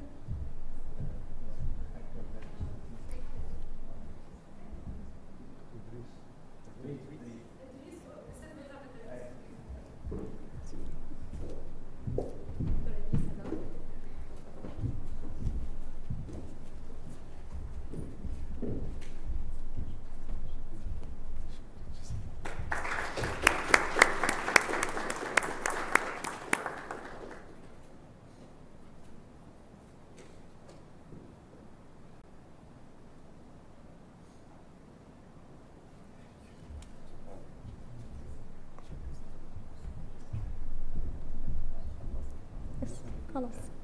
Thank you. Now it's time for a 20 minutes networking and refreshment break. We invite you to visit the exhibition area where you will see exciting displays from MBRSC, the UAE Space Agency, and student projects showing amazing ideas, models, and AI-based designs for the moon. Let's use this time to meet others, relax, and get inspired. We will start again at 11:20. 20 past 11, so please stay close.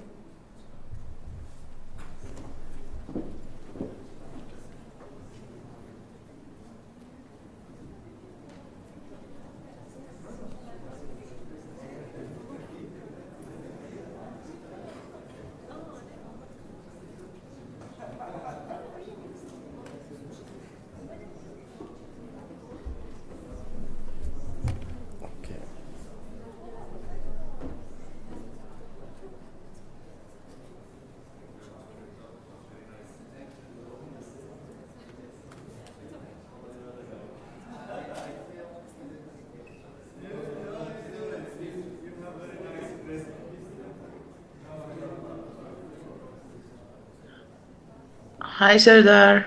Oh, hello, Glafki. How are you? I'm great. We're running a bit late, so there's a 10-minute delay. So they went for a break now. It's not a problem. It's not a Maybe if you problem. could join back in like, I think 20 minutes. Sure. 20 minutes past 5 my time and 11:20 yours. Yes.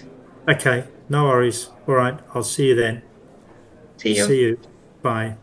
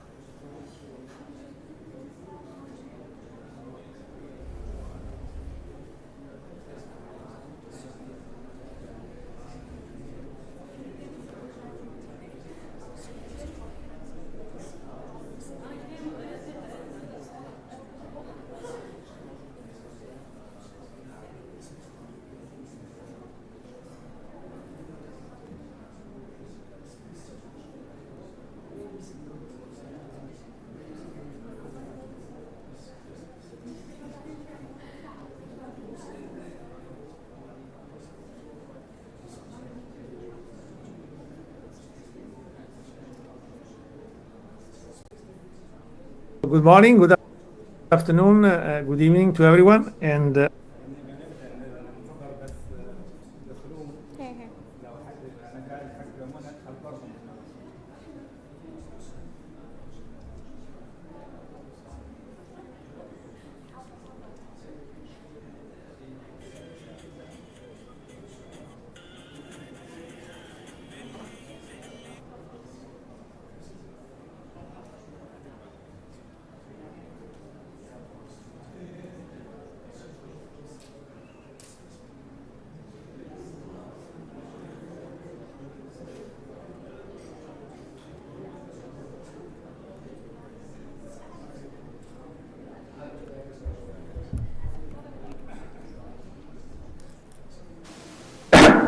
واحد اثنين ايوه. We will start soon inshallah. Just to call for people outside. Yes. We are starting inshallah. If you can please come back, so we'll start soon.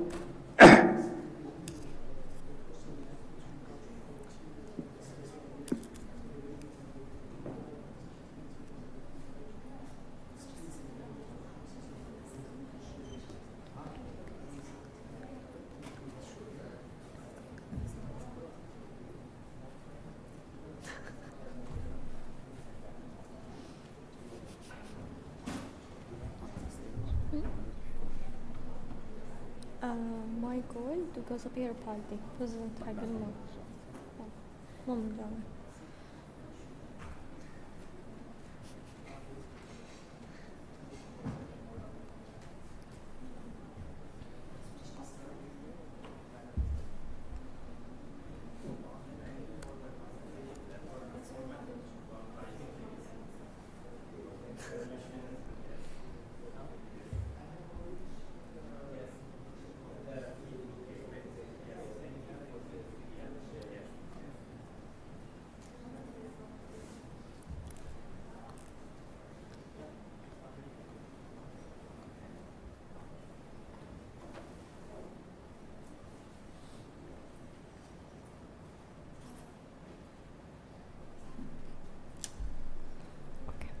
Welcome back. Next, we have a special recorded fireside chat called Lunar Governance Industry Perspective. Let's listen to an important talk between two experts about rules and ideas for the moon.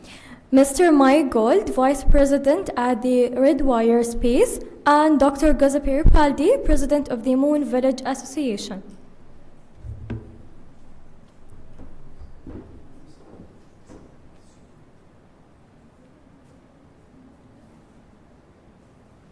welcome to the Lunar Governance Industry Perspective Fireside chat. I have the pleasure today to have with me Mike Gold, along with colleagues of mine, is now the president of a civil and international project in Redwires. I'm Giuseppe Ribaldi, the president of the MVA. So today we are going to discuss a number of topics which are, let's say, very important for industry, and this will be a very informal discussion. And so I think Mike can interrupt me, and I would have the pleasure to interrupt him. So I think important is that we give you the important element of this discussion.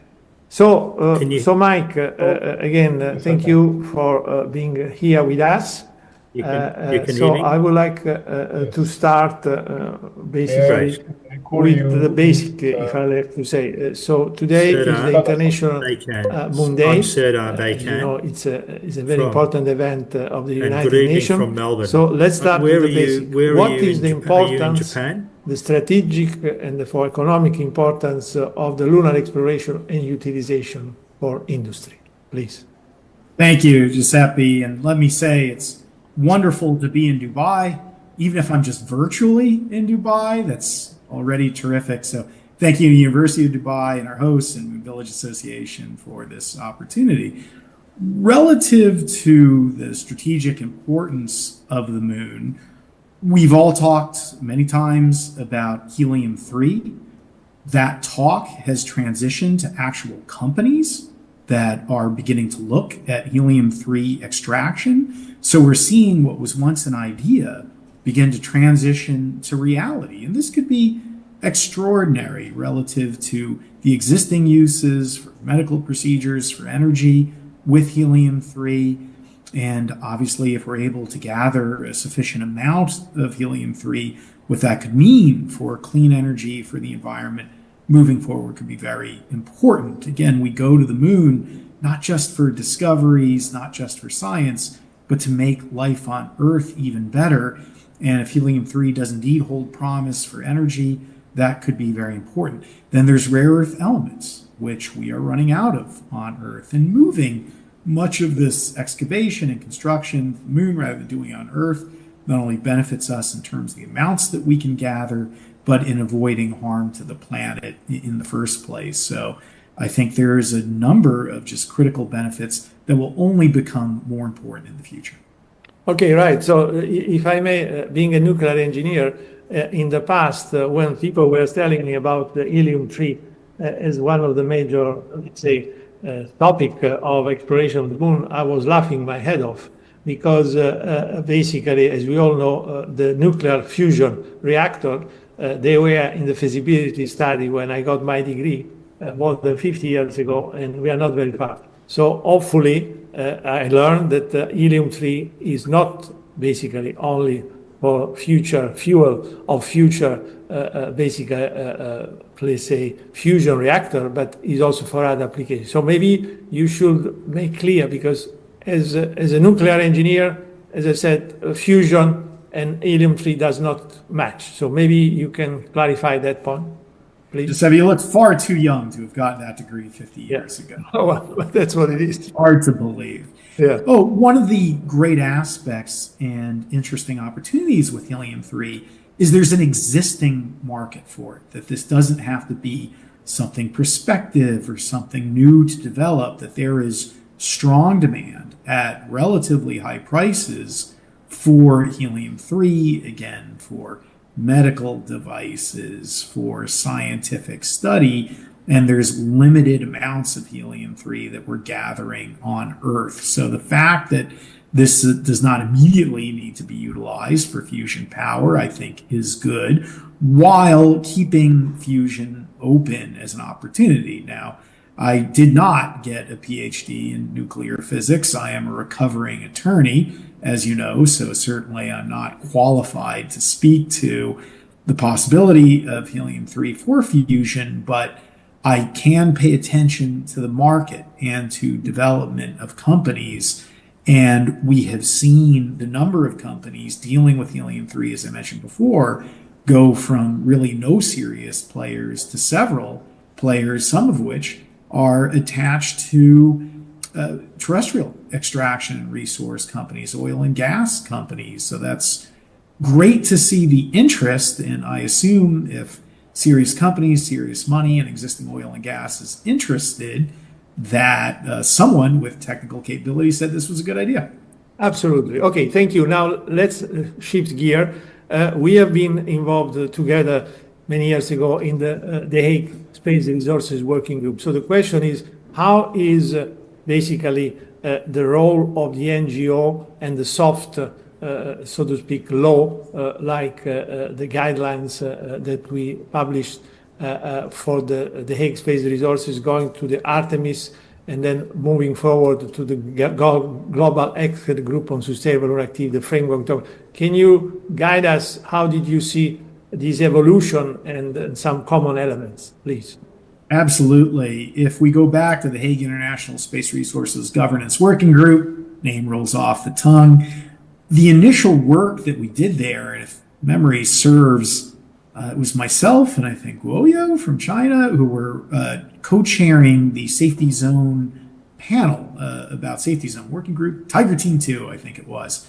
And the initial work that we did at The Hague found its way into the Artemis Accords, that much of what we did with safety zones in the Hague Working Group certainly at least helped inform what we were doing with safety zones in the Artemis Accords. So I think we've already seen a non-trivial impact by the NGO in the form of the Hague influence what is now 55 nation signatories on the Artemis Accord. So we see the way that the Hague and NGOs in general can be a laboratory for experimentation, for discussion, that's an important precursor to governmental activities. And as you'll recall, at the time I was involved with the Hague, I was not at NASA, I was with Maxar Technologies. And one of the other advantages of the Hague, the GEGSLA, and NGOs in general is the ability of private sector entities and representatives to participate, whereas that is not necessarily the case at UNOSA or in government entities. Can you say a few words about also the global expert group that MVA, making a treasure of all these lessons learned, basically came forward together with a number of 40 people from different countries to the framework document? So maybe. Sure thing. I think GEGSLA was unique. And again, this shows the advantages of the NGOs in that you did have government participants from Japan, from China, from United Arab Emirates, but also the private sector. Lockheed Martin was there. I was with Redwire at that time and participating on behalf of Redwire. iSpace was also there, again, along with Japanese officials. And so it's just unique, the diversity and variety of entities that you can get around the table. And as we all know, it's an absolute necessity to have private sector participation, since the private sector entities are largely now the organizations that are actually conducting the work and building the systems.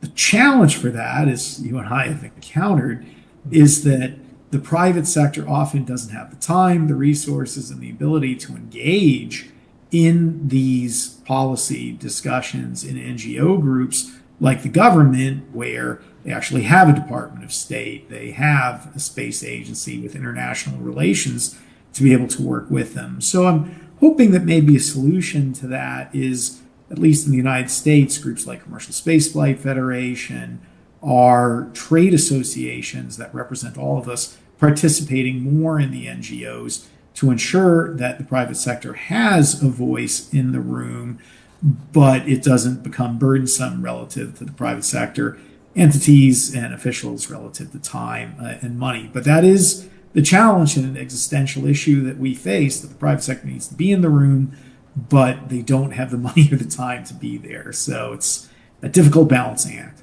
Well, absolutely. Well, actually, in fact, this was indeed my next question. You already answered the question. So I think maybe the solution you kind of indicated yourself is to kind of bring people together, organizations together, to form consortia that they can represent and then collect input and then report back to this. Because, I mean, we as an NGO, as MVA, we can do as many platforms as we wish, as many consortia as we wish, but if we don't get any feedback clearly, and of course, it's important that UNOSA organize yearly conference where obviously industry is represented. However, unfortunately, these are one point in time. And what is needed is a platform which can really get feedback as move forward, like interoperability. Absolutely. I will take it as an action. See, even when we're having a live discussion, I'm taking actions. To talk to the Commercial Spaceflight Federation, which represents ourselves, SpaceX, Origin, iSpace, and they'd be perfect to engage in this kind of activity because there are very important discussions that are occurring. You mentioned interoperability, which is a vital principle of the Artemis Accords, not only for international collaboration, but for the private sector, that we need an environment on the moon, as well as on Mars and beyond, that is conducive to commercial development. And if we run into a AC/DC issue or VHS versus Betamax, and I'm old enough where I'm making VHS versus Betamax references, we need to make sure that interoperability is there, both to support private sector development and to save lives. That I believe eventually the fact that we have strong interoperability will enhance safety and save human life on the moon and Mars. And since the private sector is building the hardware, we are uniquely, if not singularly, suited to be able to tackle that issue. Well, so I take on your word that I think from now on, hopefully, there will be some kind of representation on a permanent basis, not just at conference every year. Inshallah. Yeah. Inshallah. Inshallah. Okay, last question, because then we have to close, is, of course, Artemis is a major program with, as you said yourself, 55 countries. However, there is another side, which is called ILRS, which is also important. So how do you see the cooperation of these two programs? So I think, how do you see those two cooperating between each other? As I mentioned, I'm a recovering attorney, and therefore I believe in the power of precedent. And I hope everyone signs the Artemis Accords. I think that the principles, actually I'm a bit biased, having served as an architect of the Accords, but I think the principles are universal, they're common sense, so I would encourage every country to sign the Artemis Accords. For those that don't, though, I think that we're still establishing a precedent by showing what good looks like, by releasing scientific information, by being transparent, by supporting resource extraction, by dealing with the debris issue. I think that still has influence even on those that have not signed the Artemis Accords, which I hope everyone will. And I think when it comes to at least space policy, that there's a great deal of commonality between what we see in ILRS and what we see with the Accords. I think it would be very interesting to see a policy document like the Accords from ILRS and be able to identify what that common ground is for the benefit of all countries. Okay, all right. I think we are now at the end of our time. So I like, of course, to thank you, Mike. It's been a pleasure to have you here.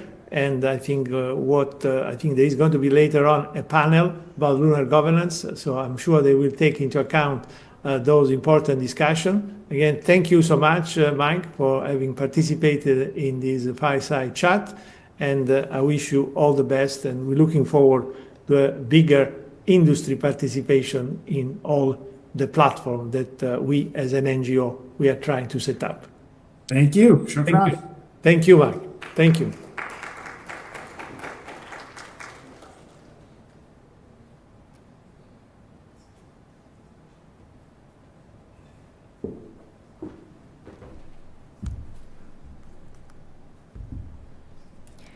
Thank you for a helpful and interesting talk. Next is our first expert panel, Moonshots, Innovation and Lunar Markets. We will explore businesses, chances on the moon, space tech, and lunar startups. The panel is led by Saeed Al-Dhahri, Director of the Center for Future Studies at the University of Dubai, with distinguished panelists.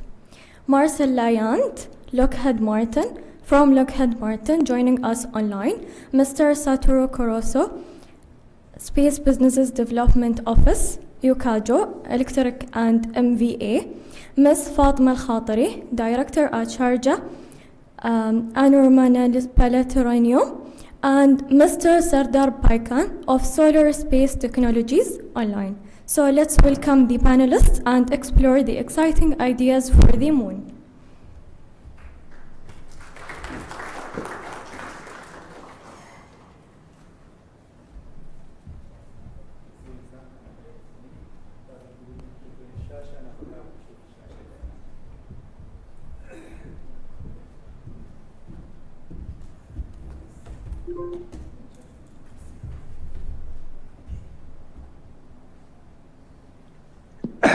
Assalamu alaikum wa rahmatullahi wa barakatuh.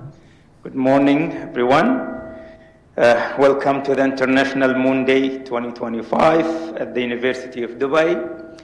My name is Saeed Al-Dhahri, Dr. Saeed Al-Dhahri. I'm going to be a moderator for this panel session about moonshots, innovation, entrepreneurship, space activities. And with that, let me just get my notes here. Okay, so we have here some speakers who are with us, and also some of the speakers online. I will start with the speakers with us here, physical, and then I'll move to our panelists that will be online.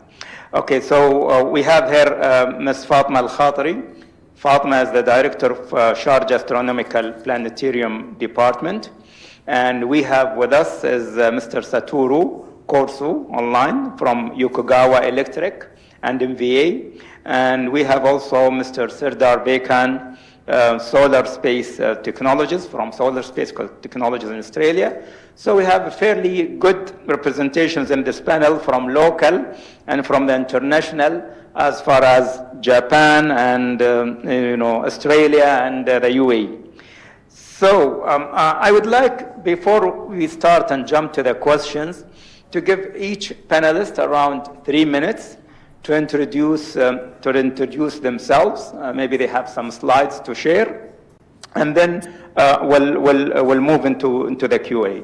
But just to briefly speak about this, I think today we heard from Jim Mankins and from the rest that if we're gonna go to the moon, we must be ready, and moon presence requires moonshot innovations. Moonshot innovations, I mean, it requires really breakthroughs in many of the technologies that will get us to the moon, whether transportation, to reach to the moon, whether on the landing, on the moon, landers, whether on the activities, on the moon, and whether to establish a human presence in the moon, like, a moon base and so forth. So, we're looking into this ecosystem, definitely there is a lot of, and we heard about some of the challenges that is facing us today, when we want to, go to the moon. And we must be ready, and we must be, ready in many ways, from the technological perspective, and from a human perspective as well. So we'll start before we go to our colleagues online. I will let you, Fatma, introduce yourself in 3 minutes, and then we'll go to our panelists online. Assalamu alaikum wa rahmatullahi wa barakatuh. Good morning, everyone. It is a great honor to join you today in this important discussion in lunar innovation and space entrepreneurship. I'm excited to be part of this exchange ideas, especially as we look toward building a strong and sustainable future in the lunar economy. Allow me to briefly introduce myself. With you, Fatma Al-Khatri. I'm the first Emirati female to receive a master's degree in astronomy and space sciences from the University of Sharjah after completing my bachelor's degree in physics at UAE University. My academic and research journey focus on high energy astrophysics, particularly study X-ray binary stars. Currently, I serve as director of the Sharjah Astronomical Planetarium at the Sharjah Academy for Astronomy, Space Sciences and Technology.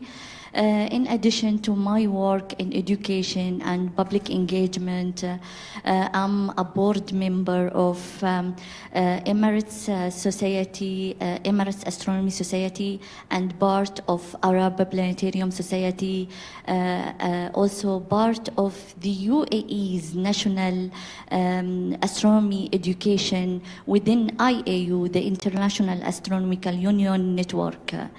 My passion lies in using,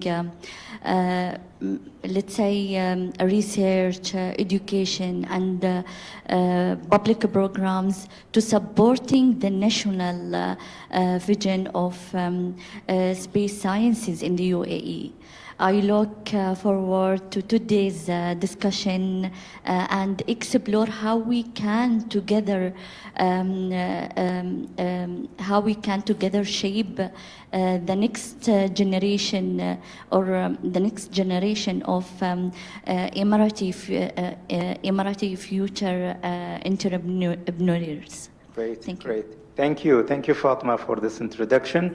We'll move to Mr. Satoru Korsu. Please, Satoru, introduce yourself in 3 minutes.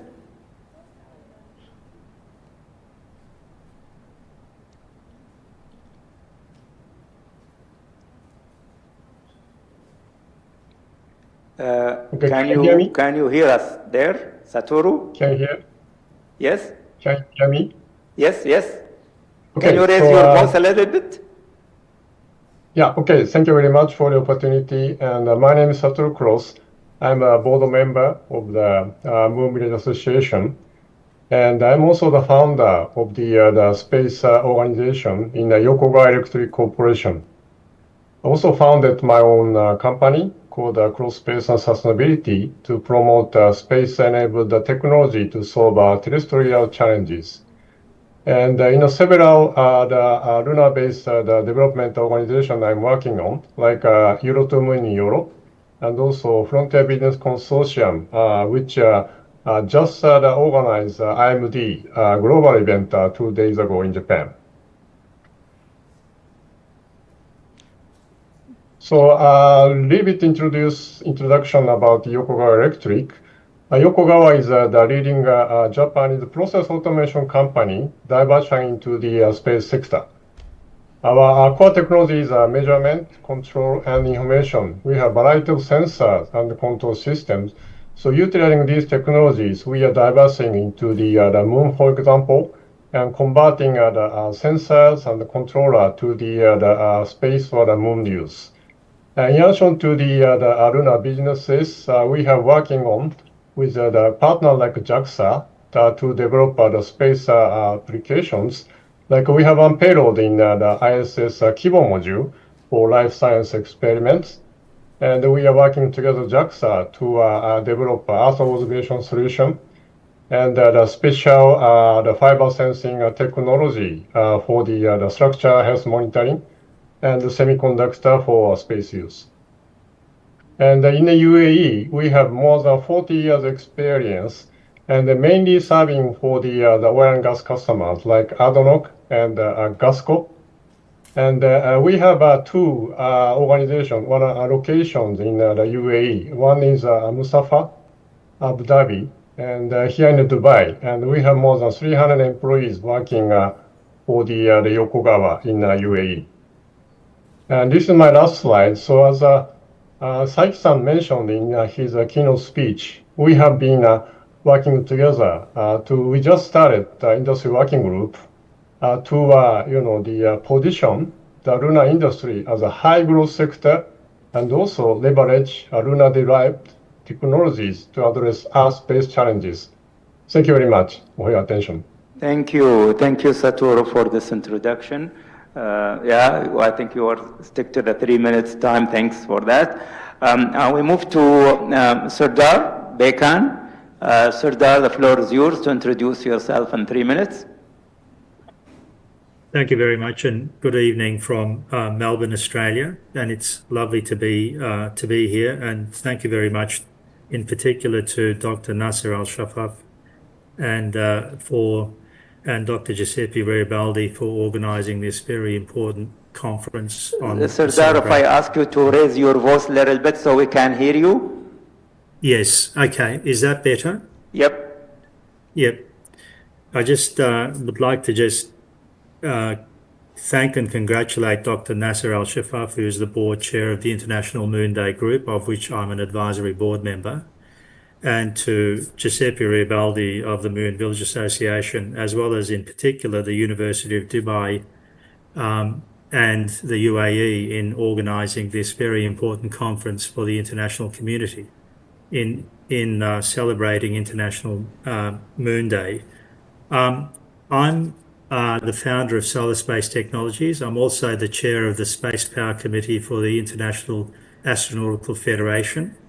I've founded Solar Space Technologies 7 years ago and working with John Mankins of Mankins Space Technologies in providing for baseload continuous space solar power systems for energy supply to the Earth as well as in space. And I'd just like to share some of my slides about that, just quickly.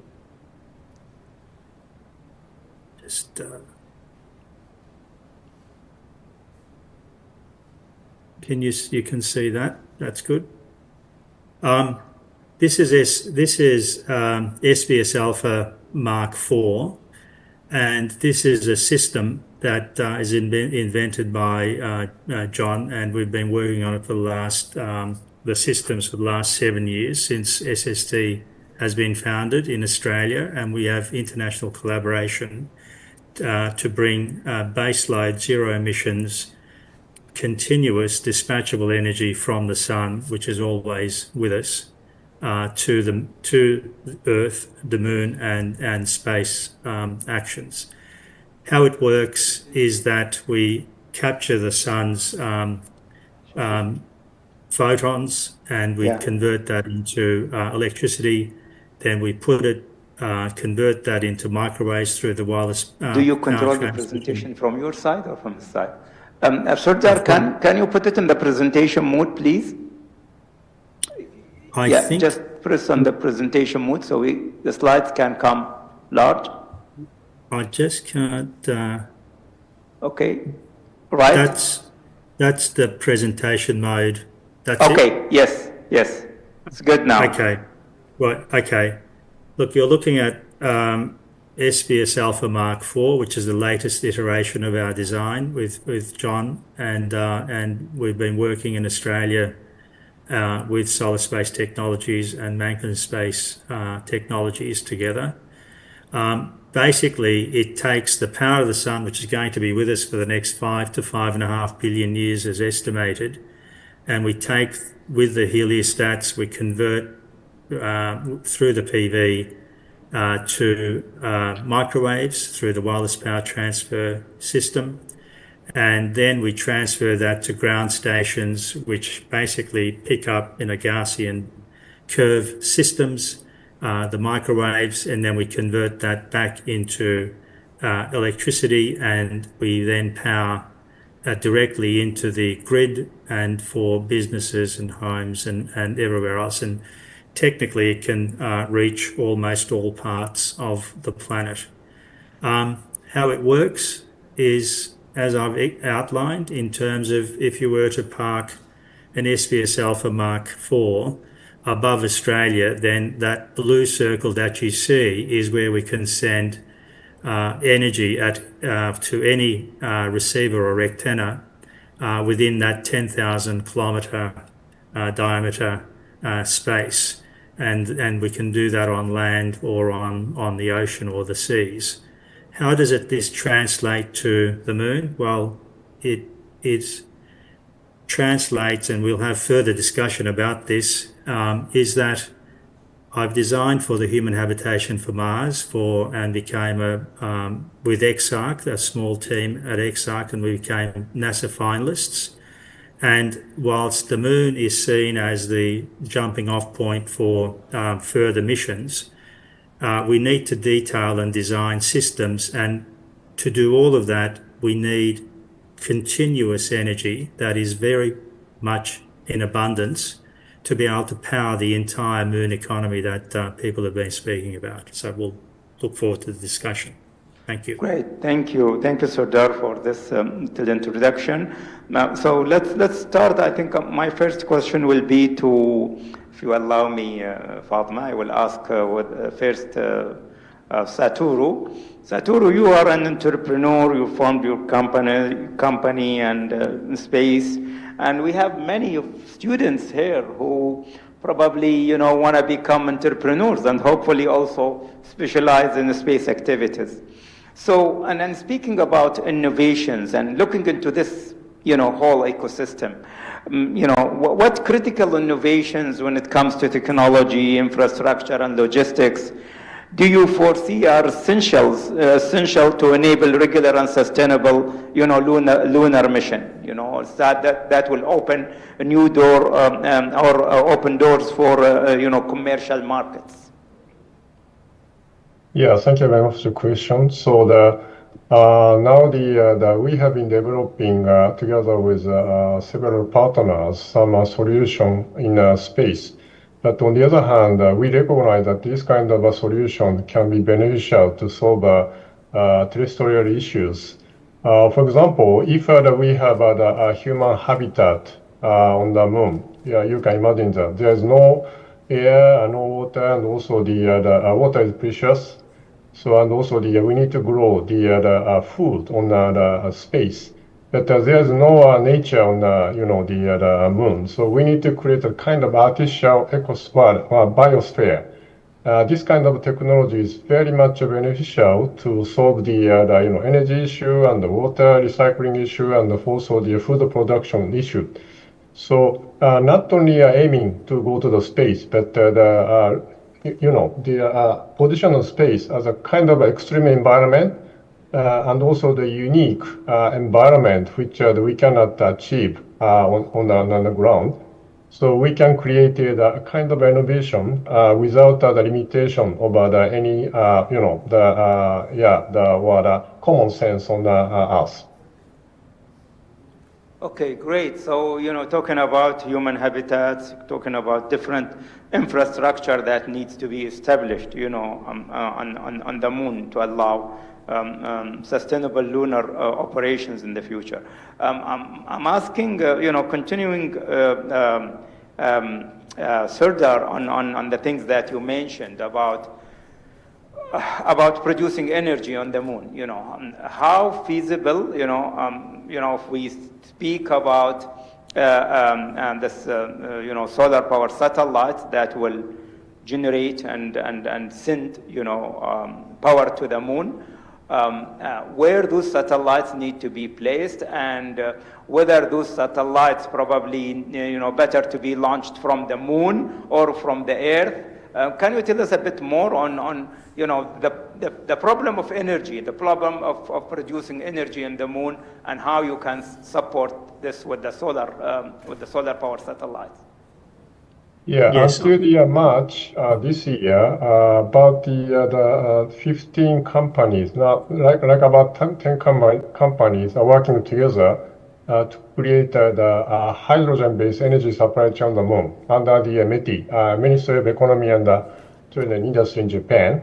And we have 3 options about the power. One is the solar power, but without the polar regions, so we need to survive 14 days night. So now the technologies we have proposed is the power generated by the solar, and to store this kind of power in several ways, including the fuel cell. This is the one thing. And another one is also, of course, the nuclear-based power generation on the moon, especially the radioisotope based power. These are and also the third one is the space solar power. I think I will pass the baton to the Sada-san about this.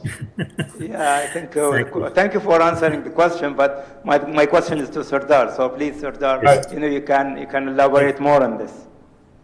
Thank you very much. It's a terrific question, because if you wish to have, a whole lot of activity in terms of scientific discoveries, in situ resource utilization, lunar tourism, and entertainment, data services, in-space manufacturing, the gateway into deep space that you wish to have, these, and then to deal with waste and what comes from the settlement activity, then the fundamental issue is about energy and about how we get there in a most cost-effective way.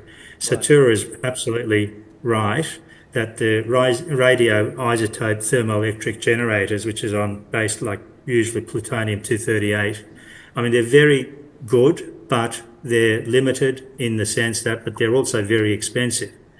The other parts in terms of the other companies that are working on, such as Lockheed Martin and NASA, are working on vertical solar array technology.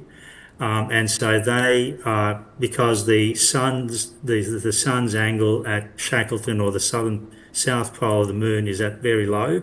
So they basically raise the solar array to be able to capture the sun's rays. Now, all of that's very good and it's terrific, but what we need to do is the complexity of what you just are experiencing, or what we experience on Earth, and we haven't even touched on the regolith and the dust and the environment that we need to get to, as in where are these rockets going to land, and how we're going to set up bases for them so that they don't, make dust everywhere, which is incredibly sharp on the spacesuits, and the food systems, etc. That need all of this needs vast amounts of very cheap energy. And one of the most fundamental solutions to that is, in fact, space solar power. And on the last, and John and I have been working on this, and John's been a member of the Moon Village, but he's also been working on the Sustainable Lunar Architecture Assessment policies. And part of that is to actually have SBS satellites, space power satellites, orbiting the moon, and that we are able to reach. And we haven't even spoken about the far side of the moon, where there is no sun per se, and you need power in those regions if you're able to get to those.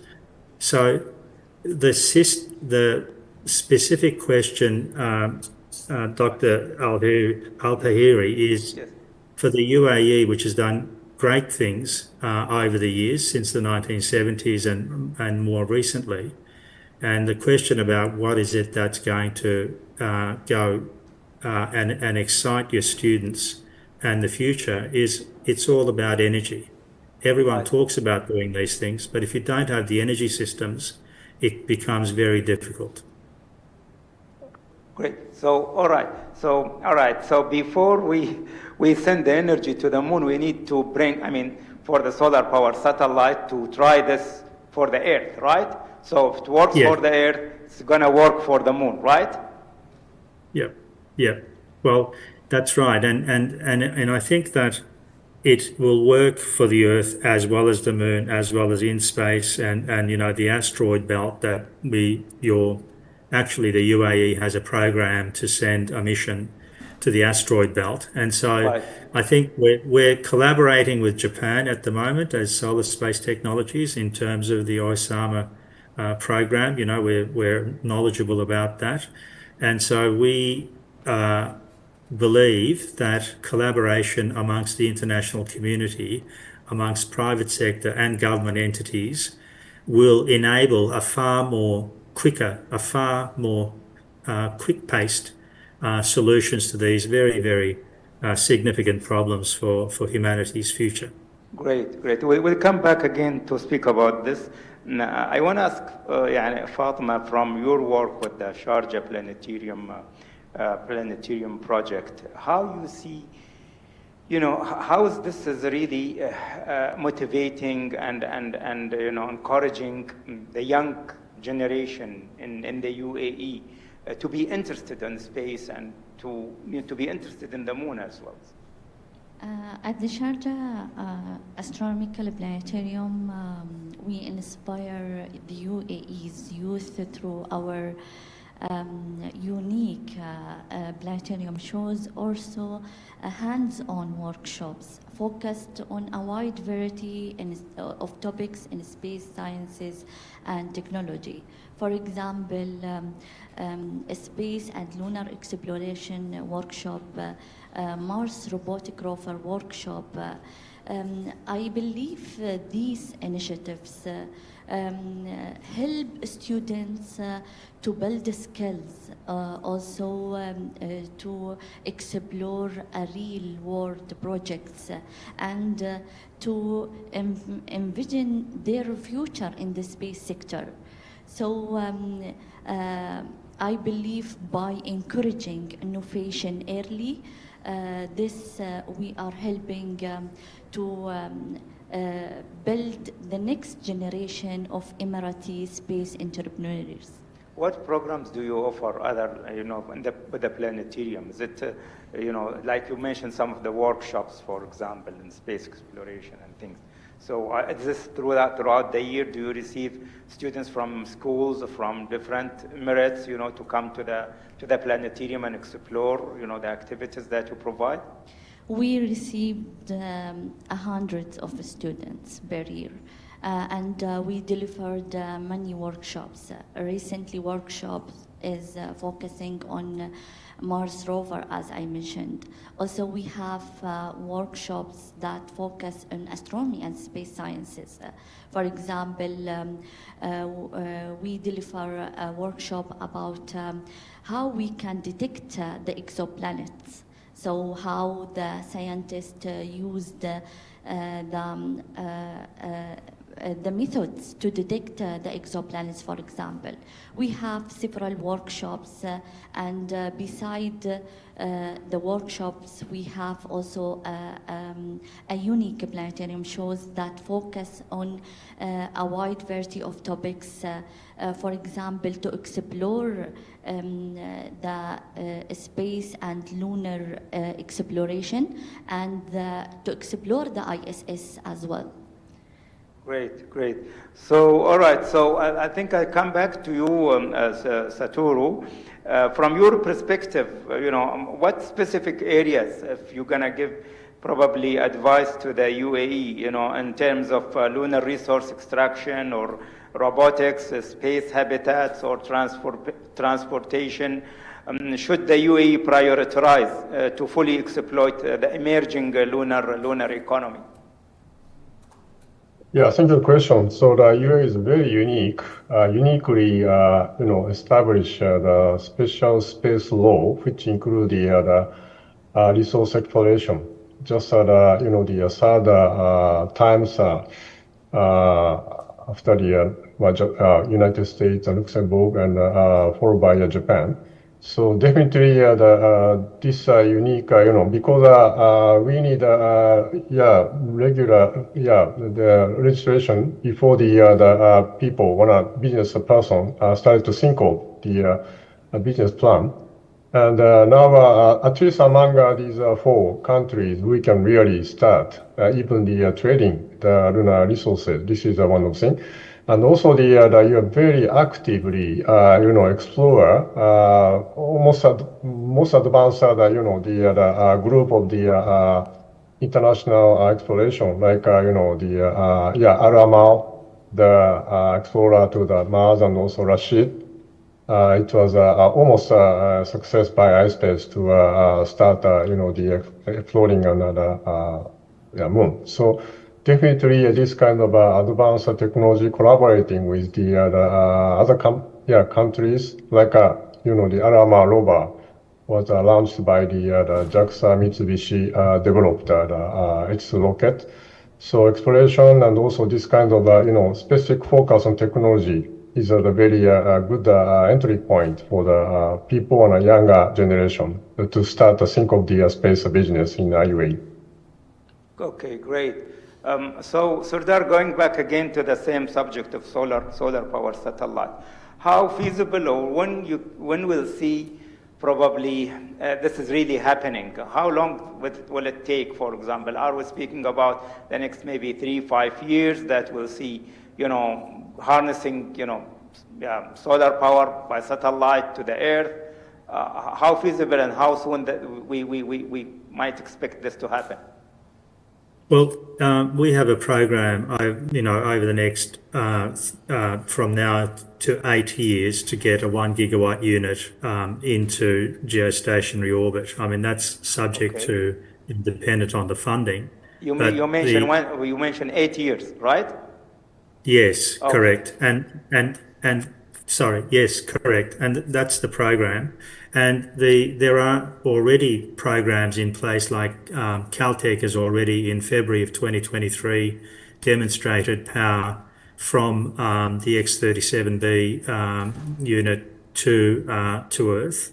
And the Osama satellite that we're collaborating with has got a program for late 2026 to send power back to Japan, and we're working with to Australia and to the United States, and so we are. Would that be cheaper though if we produce, solar from the satellite, send it to the Earth? Would it be cheaper compared to produce that energy on Earth? And speaking, I'm just trying to reflect now on the need, for power as we are now in this AI revolution. And probably you heard, from what's happening now. Mark Zuckerberg just recently announced that, a city like Manhattan is he's building a data center in New York as big as the city of Manhattan.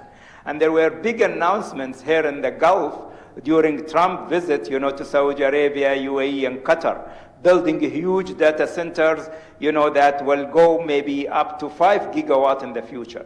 So if we try to harness this power from the Earth, how is it compared is it cheaper to produce it on a satellite, like a 1 gigawatt, and send it to the Earth, compared to producing this energy on Earth?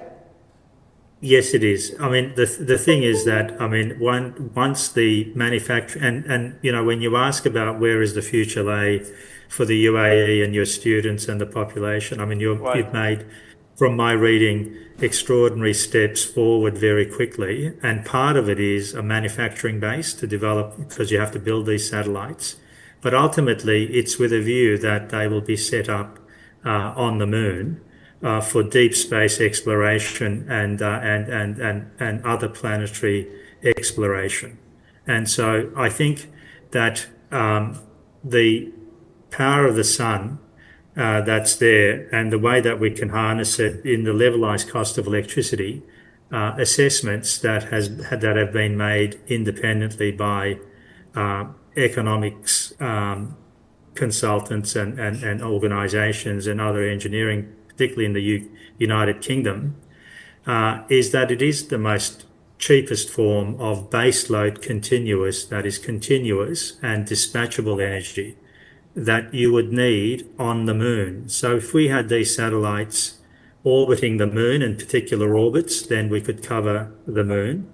And I say this in the context of particularly the Moon Village discussion, that why international collaboration and why Dubai University and the UAE have taken this lead to host this conference is that there needs to be international agreements for the involvement and the settlement of the moon, and the issue of identifying and preserving special scientific interests on the moon, so that there is, it's particularly undisturbed in the main. And so it's about how we go about doing this, and space solar power and its steps toward it is the most likely touching the moon, if you like, in terms of getting the substantial amounts of energy for human activity on the moon. Great. Thank you, Sardar, for this. Fatma, my question is about how we want to, or if you want to, effectively nurture a thriving ecosystem in the UAE for our young entrepreneurs or young students and startup activity in the UAE. What specific initiatives, are needed really to accelerate the growth? We just started, I think, in the couple of years to, focus a little bit more, on building, UAE startups in space area. So how we can accelerate this, and what does it require from the ecosystem really to give it a boost, so that we can have, more entrepreneurs coming into space sectors and establishing startups? To build a strong space startup community in the UAE, we should inspire young people early, and to connect them with the space experts, and also to offer, for example, workshops, internships, program, competitions focused on solving space challenges. It is most important to build partnerships with universities, research centers, and a private company. By supporting creativity and giving a young mind to explore space, this can help us to shape the future, the next generation Emirati space entrepreneurs. Great, great. Thank you, Fatma, on this comment. I think we have a limited time, probably a few minutes, so I'll go to you, Satoru and Serdar, to give your final, perspective on how we can really cultivate international collaboration, especially that we are here at the University of Dubai and celebrating this event, and how we can really get involved, not just only University of Dubai, but probably the community and other, research institutions in the UAE with you guys from either from Australia or from Japan on some of these issues that we touched upon. Yeah, thank you very much again. 2 minutes, and then Serdar. Okay, so thank you very much for the opportunity today. And international collaboration is very important because the space needs lots of, for example, investment and also long term. So only one country, or even several countries jointly could not achieve this goal. And Japan and the UAE had a long history. And just the last December, METI had a delegation, and one of my colleagues in Yokogawa joined. And with that organization here in the UAE, I hope that we can convert our technology to the space use, and our, the engineers, local engineers in the UAE can contribute. And we discussed, this is a moon event, and we discussed mainly about the moon, but we have a variety of solutions, including Earth observation. And I know UAE is quite actively working on this kind of technology to, take care of the disaster, and also the remote sensing or wide view of the remote sensing issues. So we look forward to working together with the UAE as a collaborative partner. Thank you very much for the opportunity today. Thank you, Satoru. Serdar? Thank you very much for this, Dr. Al-Hariri. And it's lovely to hear from Ms. Fatima Al-Khatiri and from Satoru Caruso about these very important matters. And my recommendation would be to keep speaking to the international community, and in particularly with Australia. I know that the UAE have a memorandum of understanding that you signed in February of 2019, and there's a whole lot of things in that that for two very young space agencies to do that very proactively, both need to be commended, and it's fantastic that you've been able to do that. The key issue, though, is that there are so many things to do in terms of utilities, transport and logistics, operations, resources, habitation and self-sustaining biospheres, human operations and health. Like, if you get sick on the moon and we've got a settlement, what are you going to do? Do you know, there's a fundamental issue about how that, so all of these areas and science missions and payloads and others are all areas where we need your students and our students and other students around the world to focus on, so that we can have an extraordinary collaboration in an international community to make this happen. And my focus area is space solar power, because it's energy systems, cheap energy systems, that will make it all happen very quickly. And thank you very much for the forum. Great. So I want to thank you really for this wonderful discussion. We don't have much time to speak about other questions, but I think this was really a very illuminating in terms of the things that we need, whether it's power or other innovations really to go to the moon. I want to thank you, our panelists, Satoru, Serdar, Fatma. And maybe Fatma, I think, wants to invite everyone here to come and visit the Sharjah Planetarium when you have time. Please feel free, to go and visit Sharjah Planetarium. So thank you all, and was really very insightful, and was really very happy for me, to speak to you all. Thank you. Thank you very much. Thank you very much. Good day.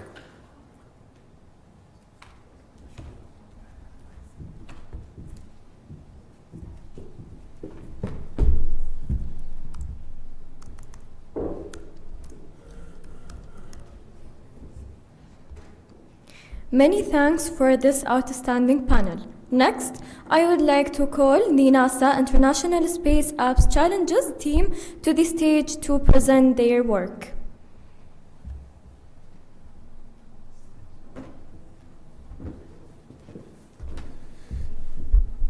So good morning everyone, or good afternoon. Today we are going to share like the NASA Space Apps success story we have on the past year, and to talk with you about what the NASA Space App in quick. So firstly, NASA Space App is an international hackathon for coders, enthusiasts, for people who are interested in all the space. It gathers all many other communities, and everyone can apply to work on a specific challenges that are getting from NASA itself. And it's like having a local competitions and then have an international event. So this is aligning with the UAE space strategy of having people to reach to Mars and to have an impact on ground and living there in the future. So last year we have a great success. We have our team who will representing with Umama after my word, Innovationers. They are the first team representing Sharjah and UAE to go and win an international recognition. So beside this, we have another international finalist, which is OrbitSat. So the hackathon, everyone can join, as I told you. So you are welcoming to come and to have applying with us. So this is a quick numbers and overview about the impact of such big hackathon is happening. It happening in 373 plus participants in around 185 countries, plus 2,800 local events are happening worldwide. So this is some of the numbers that we are succeeded to have above the last year. We have around 6 locations. Now we have this year 3 locations in Dubai, in Sharjah, and in Al Ain.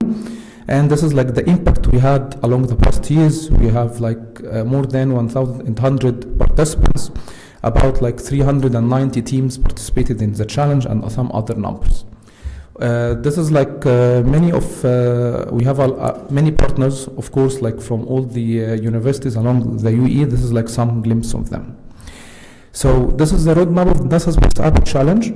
We start all of this with allocation winners. Then we have a global nomination. Then if they are succeeded to be a global winner, then there is the top global 10 teams worldwide. So this year we have starting this with the registration process. This is the QR code if anyone is interested to register for this year's challenge. We are opening the registration now. Then we have the challenge announcements. That's we are receiving from NASA internationally, which we have a certain around 20 challenges. They are announced for everyone.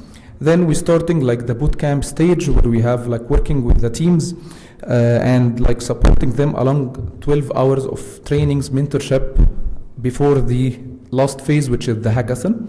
The hackathon phase we had on 2 days, every team come and to finalize their projects, and we are having a technical and non-technical mentorship, but technically is the most important thing before getting the best 3 submissions. Then we have a global nomination. We give the global NASA Space App a certain teams, 2 or 3 teams, and to have them for the next stage. So the benefits of this, that you have it's a free access for everyone. Everyone can join. Also, you can discover the NASA's missions, and this is everyone is highly aware by NASA. So it's a very interesting thing to know more about the challenges they have. Of course, joining one of the global communities and working in the space industry is a highly thing that everyone would love to do. And of course, the exchange that every team and the winning teams specifically will get. So we are inviting you all to join our community that we are started to build about space, and the collaborators, of course, from all over UAE, and we are welcoming to have you. And then I will leave the floor with Umama to talk about her experience in last year. Yeah. Thank you.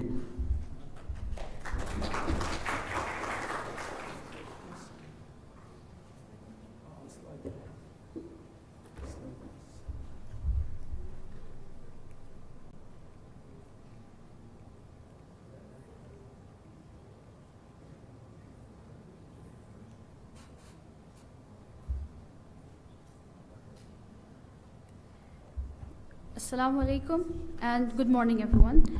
My name is Umama Ali and I am a final year computer science student at the University of West London. I was born and raised here in the UAE. So I'm proud to be standing here today to share my journey as a global winner of the NASA International Space Apps Challenge, representing the United Arab Emirates for the very first time. So NASA International Space Apps Challenge is an international hackathon which is held annually, and it invites young people from all across the world to participate and use NASA's open data to solve real-world challenges. The competition takes place. So the competition took place with over 163 countries and over 93,520 participants with over 9,900 projects submitted. And standing here today, I'm very proud to share that our team actually became the global winner, where we represented the United Arab Emirates for the very first time.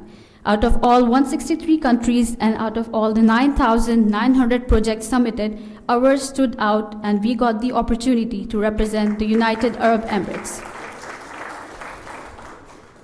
Now, you might be wondering, what was the project? What was the winning project?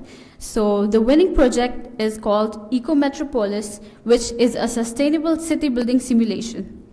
So this project, it is an educational project which is specially designed for the youth so that they could learn.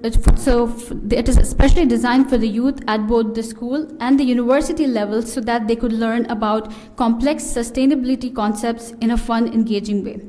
So what we do here is that we educate the youth about designing sustainable cities using Earth observation data provided by NASA. This project aims at educating the youth about urban sustainability, about disaster management, and urbanization efforts. The project primarily uses the Earth observation data which was provided by NASA. Along with that, we had also integrated the Landsat 9 satellite imagery along with the Sentinel imagery so that we could make the youth understand the impacts of climate change. The project primarily focuses on SDG 11, which stands for the Sustainable Development Goal 11 of building sustainable cities and communities. Now, I would like to share with you the journey about how we became the global winners. So first, we started off with being the Sharjah winner. So later on, we had competed nationally with all the universities across the United Arab Emirates, and then we got the global nomination. Finally, we were among the top finalists and eventually the top 10 global winners. So as a part of this achievement, I was invited by NASA at the NASA Goddard Space Flight Center in Maryland, USA, to celebrate the winner's celebration. At NASA, it first began with an award ceremony by Dr. Lucas, who is the program executive at the Roman Space Telescope. Then I also got the chance to speak more about my project and to discuss more about my project with Dr. Corina, who is a geospatial expert who is working on currently advancing the UN Sustainable Development Goals. It was quite interesting to actually hear her thought about how technology and space science, they can work together to solve problems here on Earth and in space. As part of the tour, I also got to visit the key NASA facilities. First, I got the chance to tour at the spacecraft and the integration test complex, where I got to see the giant thermal vacuums, where the spacecrafts, they are tested under space conditions. Later on, I also got the chance to speak with Dr. Krista, who is the director of Earth Science, and she was explaining about the key work that NASA does, which ranges from heliophysics to astronomy, as well as the solar space exploration. So the next day, I got to visit the Smithsonian National Air and Space Museum in Washington, D.C., where I got to learn more about the Apollo project and more about what was the human legacy behind space. So, looking ahead, my focus is to expand the scope of my project. First, I would like to collaborate with organizations and individuals to deploy the project in the UAE, in the Middle East, and beyond. So my aim is not just to focus on sustainable development goals, but also it is primarily about educating the youth, creating an awareness among youth about climate-focused solutions. Finally, I'm planning to pursue research collaborations with individuals and organizations who are focused on space-based solutions for climate change mitigation.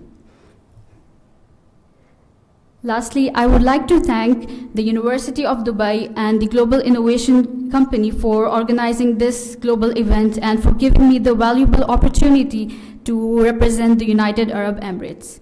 So I hope my journey continues to inspire youth about exploring technology, space science, so that they could build and so that they could understand that any idea, no matter from anywhere in the world, they have the power to change the future of our Earth and beyond. Thank you so much.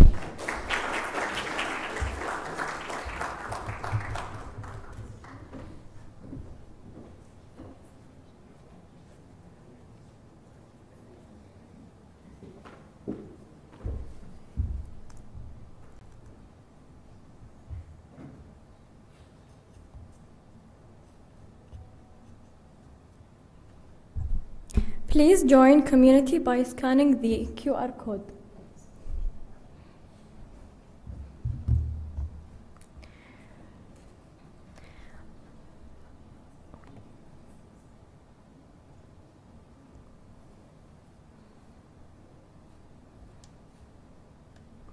And now, for the most exciting part of our day, the student recognition and award ceremony. This is the moment we celebrate the winners of the UAE mission Moonlight 2050 challenges and NASA International Space Apps challenges, and the project's participants. I would like to call to the stage Dr. Isa Bastaki and Dr. Saeed Al-Zahiri.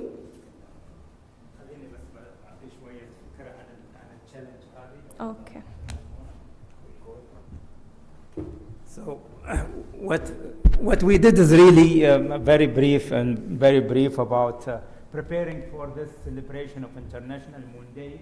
Is that we launched a challenge from the University of Dubai to all students across the UAE to come up with the best design using generative AI, tools about lunar base. So the mission was to design a futuristic moon base for the UAE by 2050.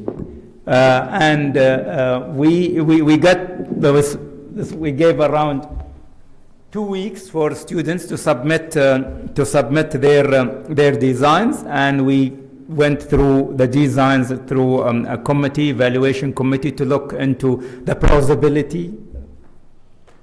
Okay, to look at the plausibility of the design, how the design is really, inspiring in terms of, the different components in the design. When you look into establishing a moon base in the moon, you need to make sure that, there is no other artifacts. For example, either wind turbines or something like that, because when you ask generative AI to generate designs for you, it might include some of the things that are not feasible, or not feasible, but not plausible in the moon, not realistic.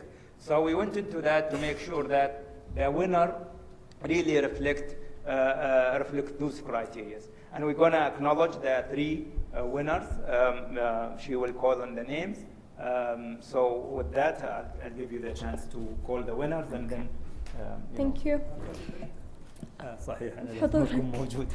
We will start with the UAE Mission Moonlight 2050 Challenge. 3rd place winner is Ali Al-Madhani from Zayed Complex, Oud Al-Matina.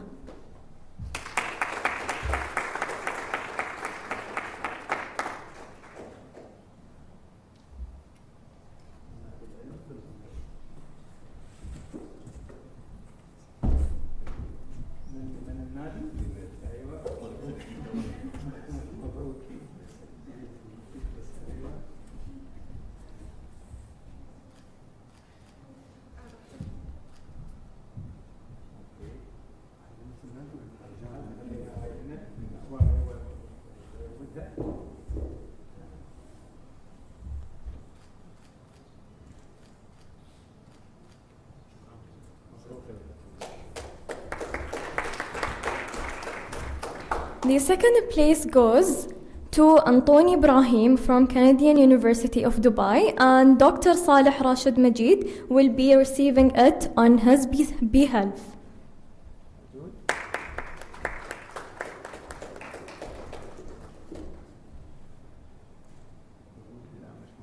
مش موجود. The student is abroad. We know that the student is abroad, and he recommended that his doctor to come and receive. Yeah. The first place winner is Hadia Rahmani from the University of Dubai.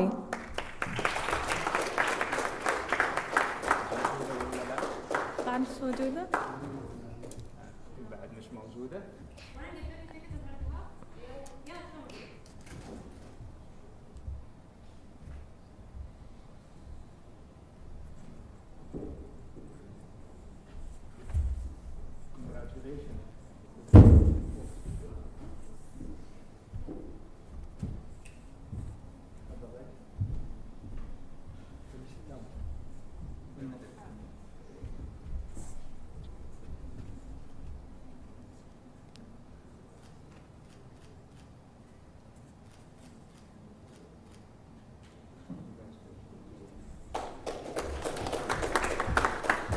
Next, I would like to call the NASA International Space Apps Challenges team to the stage to award them. Then I would like to call the HST project participants to the stage to award them also. NASA Space Apps.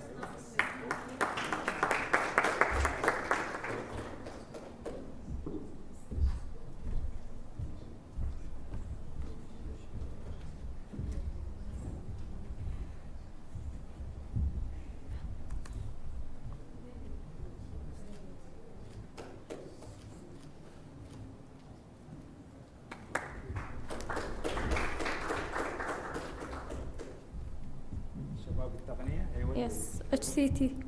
HCT students, one who participated.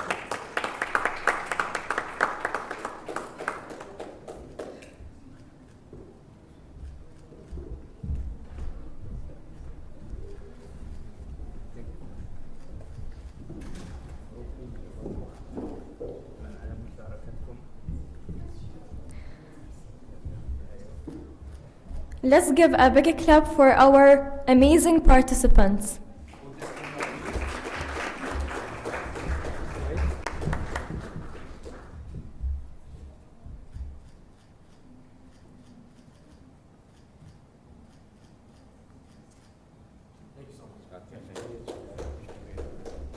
Also, Ms. Fatma Al-Khatari, Director at Sharjah Astromechanical Platinum.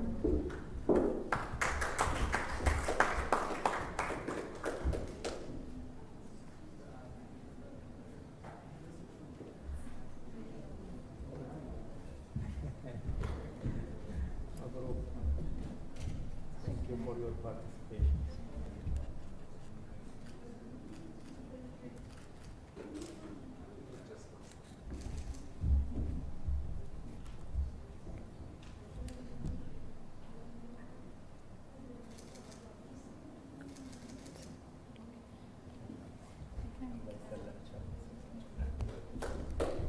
Please, winners, join us on the stage for a group photo.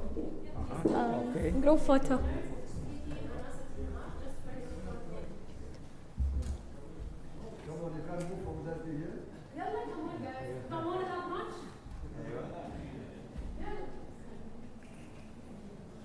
I think they're hungry. They want lunch. They want lunch?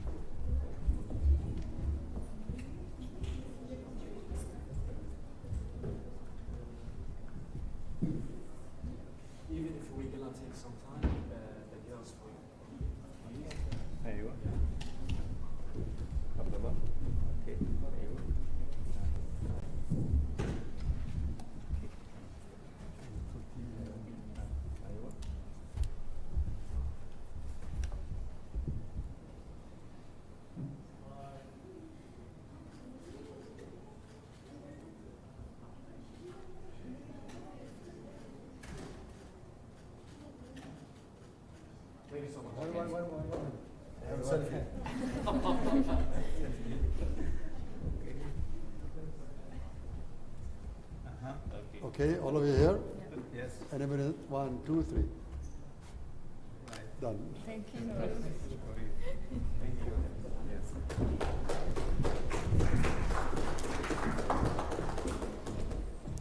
Now let's take a break to relax and enjoy some lunch. We will return at 1:30 p.m. for our final panel session on the day on lunar governance.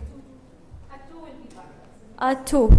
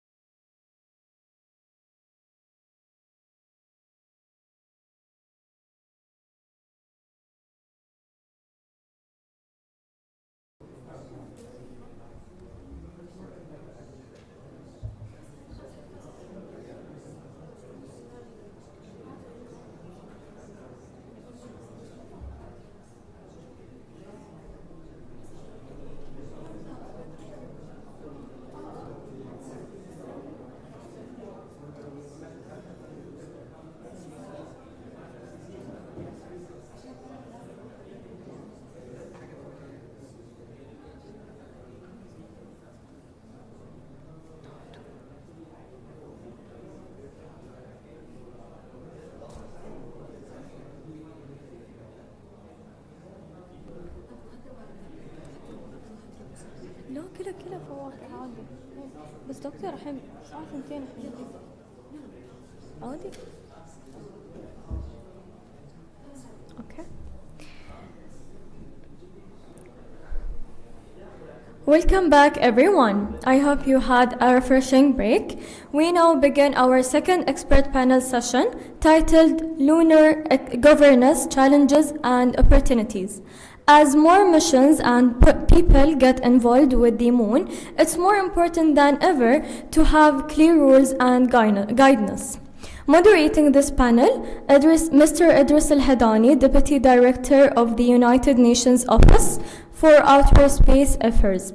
Joining us are Professor Scott Peace, Professor of Practice of International Affairs, George Washington University, Mr. Olympia Ilana Potizato, Co-Chair Action Team of Lunar Constellation Activities, United Nations, and Engineer Hur Al-Mazmi, Senior Researcher, Space Science, UAE Space Agency, Professor Elias Faranini, College of Science, UAE University.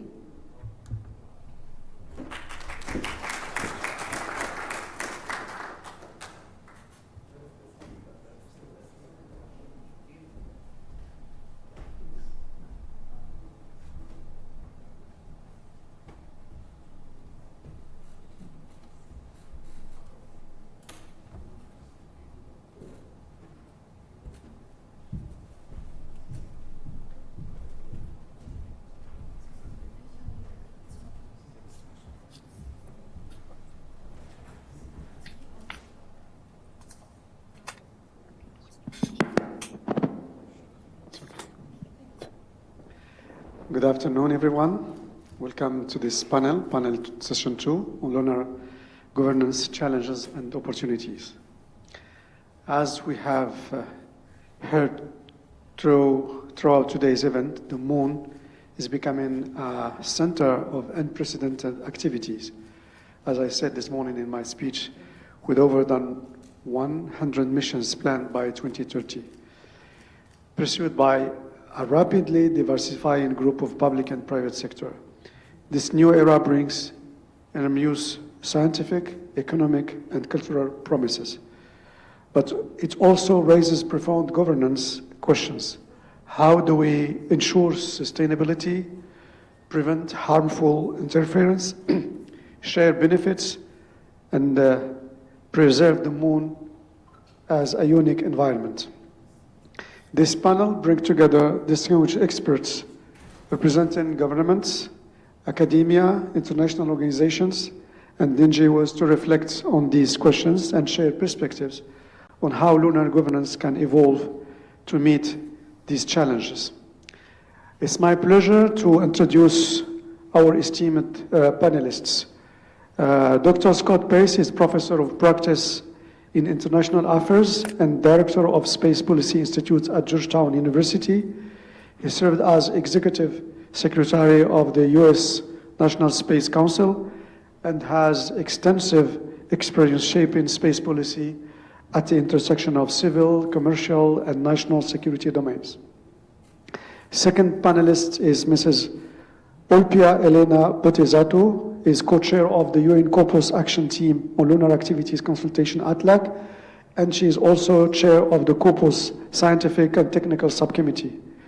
As leading expert in space governance and security, she serves in numerous international organizations on space traffic management and infrastructure. Third panelist is Mrs. Hur Al-Mazmi. She is senior research in space science at the UAE Space Agency and science team member of the Emirates Mars mission since 2017. She currently leads UAE Lunar and Asteroid Science Initiatives, bridging research and mission implementation. Last but not least, Professor Elias Faranini is professor in the College of Science at UAE University and Director of Space Sciences at Sharjah Academy for Astronomy, Space Science and Technology. Welcome to all our panelists, and I hope that Dr. Scott and Olympia are connected online with us. So thank you all for joining us this afternoon for this panel. And I will start with the first round of questions, which will give the opportunity to each panelist to help us to understand their views of the core governance challenges and contributions from their respective fields. The first question is Professor Scott Bass. Based on your experience at the intersection of policy and practice, what do you see as the most urgent governance challenge posed by the growing number of lunar missions? Dr. Scott, the floor is yours. Thank you very much. It's an honor to be here today, and thank you for inviting me. Regarding some of the most immediate urgent challenges, I think probably simply information. Information transparency is probably one of the most important issues. You can think of examples in space situational awareness, obviously, where information exchange is important, but also information about what plans countries have to be more openly discussed. And so this is something I know we'll hear from Volpia and regarding ATLAC and lunar activities consultations, trying to produce more transparency in the multilateral world between the plans of the numerous countries who are looking at going into space and operate in and around the moon. A lot of UN organizations like the ITU and COPUS and others spend a lot of time simply trying to have accurate information and official positions at the international level. So lots and lots of speculation, but often a lot of lack of really solid data.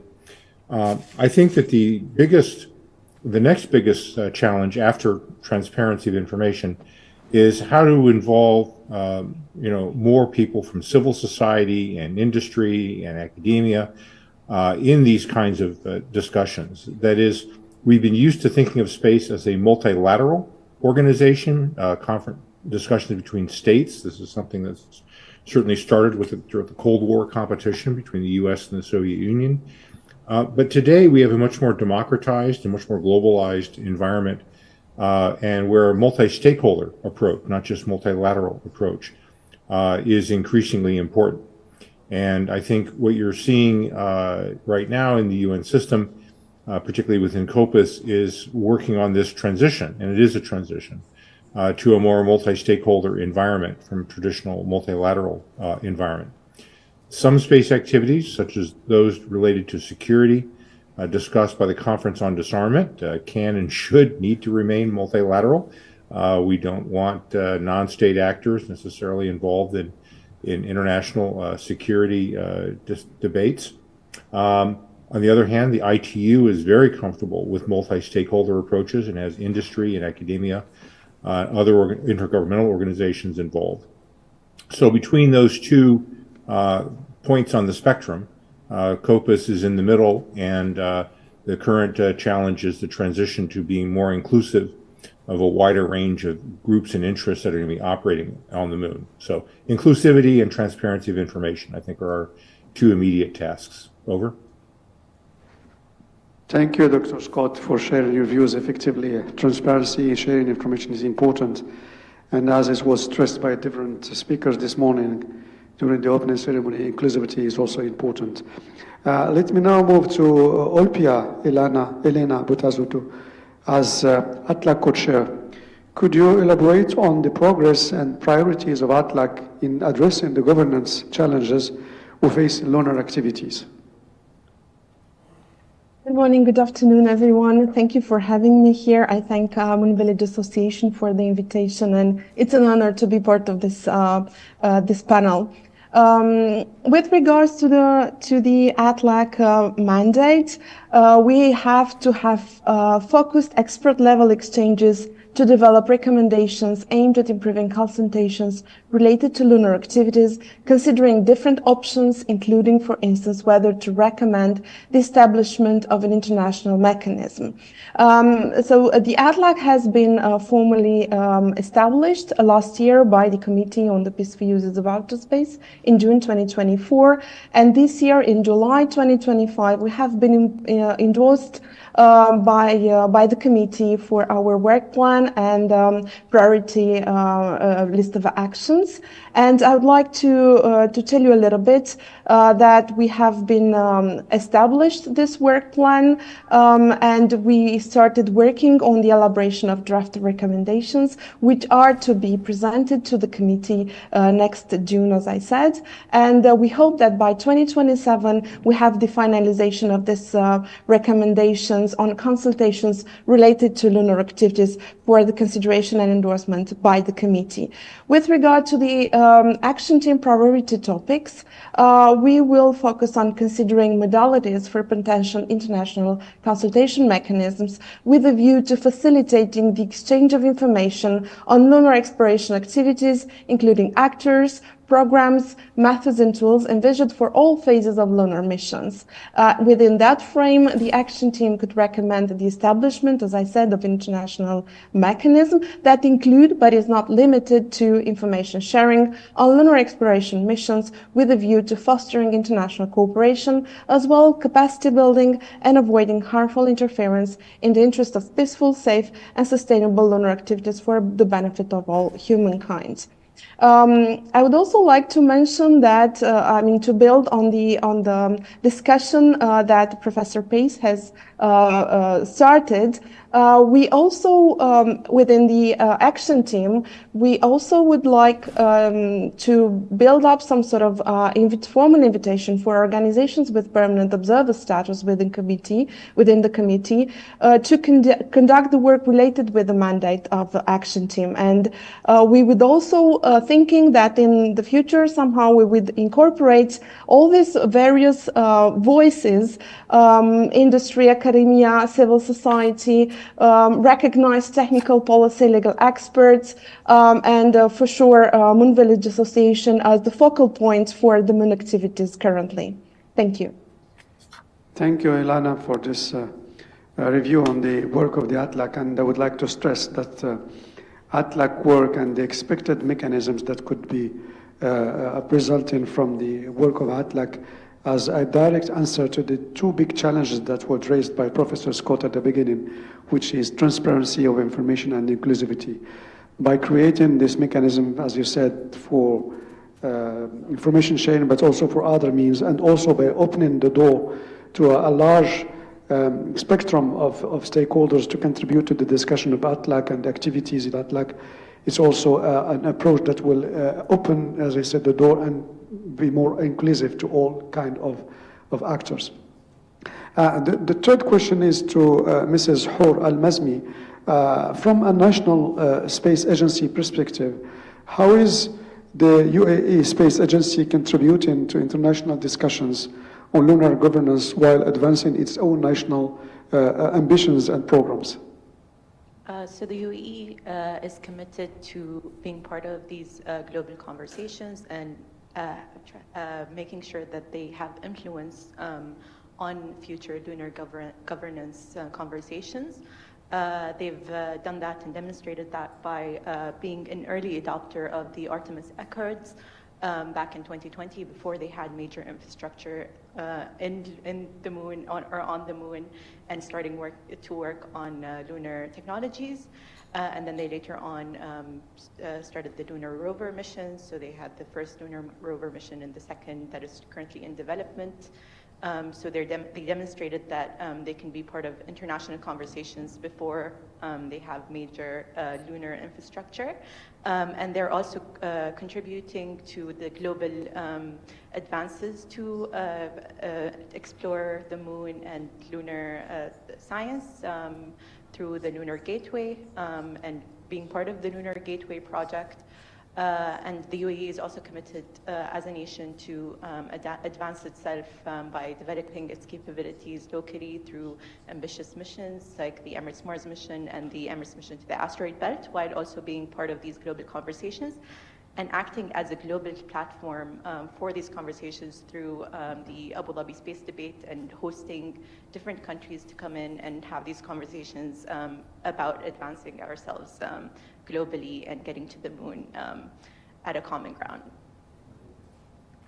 Thank you so much. I think this is a combination of national programs, being part of this international cooperation frameworks has also been creating a platform for discussion, such as the Abu Dhabi Space Debate, which is, I think, one of the milestones of discussion in space governance.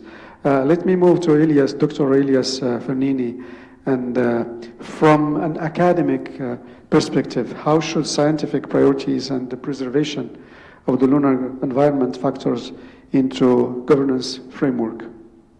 Thank you very much. This is just to correct my introduction. So I am the former director of the Sharjah Academy for Space Science and so on. So now I'm visiting professor at UAU. Well, space exploration is a very cherished subject because it was a private club, only 2 countries, the US and also the previous Soviet Union. But now we have an armada of countries, so now the club is quite wider. That's why, as Professor Scott said, it must be more democratic in terms of space exploration.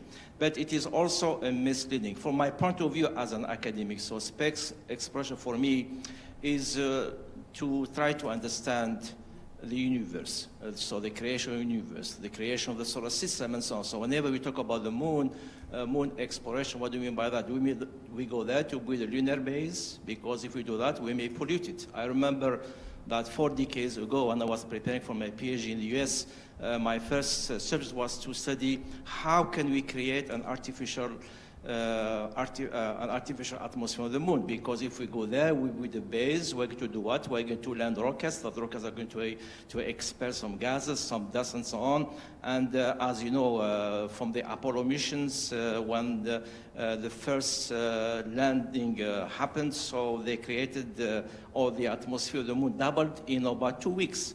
So my research was to see how can we sustain a clean moon environment, because when you look at the moon now atmosphere, it is about, as in terms of density, just about 10 to the 5 particles per centimeter cube. If I take all the air in this room, if I pump out all the air, I may reach 10 to the 9. For sure, we'll all die, because we'll be like ultra vacuum. So we have an ultra vacuum on the moon. So if we'd like to go there, let's say to manufacture some microchips, yes, it is the best environment. But at the same time, we're going to pollute it, because we're going to have some rocket landing. You may do some mining to get some minerals and so on. So at the end, we may create an atmosphere that may last hundreds of years, and this is a problem.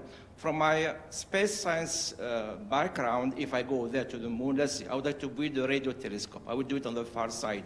Why? Because there is no atmosphere. But if I'm going to build a lunar base, after a couple of decades, I'm going to be it's going to be a problem, because I'm not going to observe in low frequency radio, because I'm going to build an atmosphere. That's why the moon exploration, so in terms of scientific application, yes. In terms of mining, in terms of doing something else, it is a little bit tricky, because, you know, yes, some people see space as business. Now, I believe 2023, the space asset was about 600 billion years, and people expect the space asset to be about $2 trillion by the year 2035. It's a huge jump from 600 billion to 2 trillion. That's why everyone would like to go to space. Well, you'd like to go to space to do what? To observe Earth, yes, for the safeguard of Earth, yes, but to go to space, to go to the moon, to pollute it, and so on, I believe from my scientific point of view, no, there is no need for that. That's why we as academic, we are going to form the future space leaders, the future engineers, the future attorneys. So that we need to build into them the love of space. Space, as you said, is for everyone. The moon is for everyone. That's why we should be careful how we are going to exploit it from the scientific point of view, not from the commercial point of view, because from the commercial point of view, we'll do as we did a couple of decades ago, when we had this California gold rush, and everyone would like to get some gold from California, and now it is almost depleted. So that's why we should approach space exploration in a very careful manner. We should be very, very careful in terms of what do we mean by space exploration, what do we mean by lunar exploration. Yes, it's good to go there to explore the moon, how did it form, and so on. But in terms of exploiting it, and from a commercial point of view, if it does deteriorate the moon, that's not what you want from the academic point of view, because we love our space, we love planet Earth, we love the moon, we like to see it, and so on.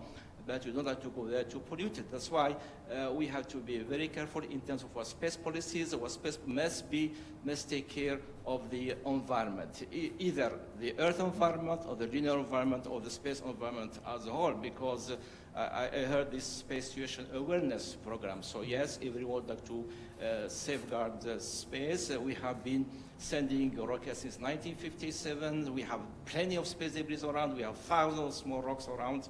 That's why we would like to make it safe for planet Earth and also for our future generation. That's why, so it is a matter that should be dealt first of all from the scientific point of view, because it is the scientist that does understand how things are going on. It is not like what some people say about global warming is a joke and so on. So no. Space debris is a reality. Why? Because when you go to space, you must be responsible, and so many space powers are not responsible for that. So they send the spacecraft, they do whatever they want, and once they're dead, they don't care of them. That's why whenever we talk about space exploration, we need to be very responsible of what we are saying. Space is for all, and we should take care of it all together.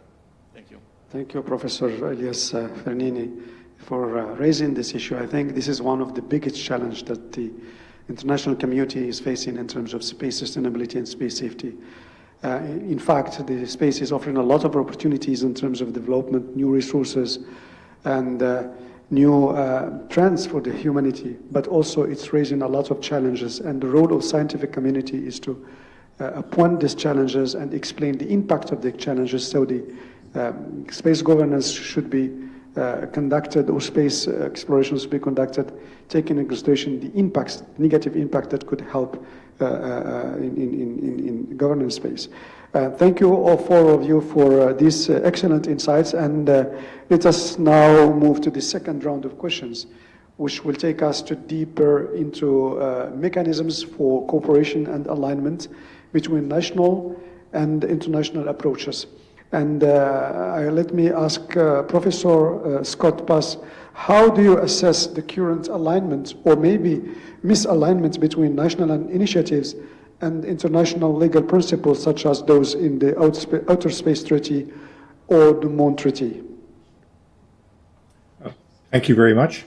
Actually, I think that the current state of international space law by itself, I think, is in good shape, and I think there is a good alignment. There are new activities that were not envisioned when the Outer Space Treaty was created that we have to deal with, but I think they can be dealt with in the context of current international space law, and also new initiatives such as the Artemis Accords. I think it's helpful to look at other non-traditional environments, if you will. The Arctic region is governed by the UN Convention on Law of the Sea. The Antarctic is governed by, of course, by a separate treaty system, the Antarctic Treaty System, and each of these has been, dealt with respect to their own unique domain. Space is a unique domain and will have presumably, unique governance for itself. In looking at international space law, I find there are often people who want to create, a new treaty or a new overarching structure in advance of having more experience. They look to analogies like Antarctica. And I think that's probably premature and a bit of a mistake, because we don't really understand enough of what's going on out there, and we don't have enough experience.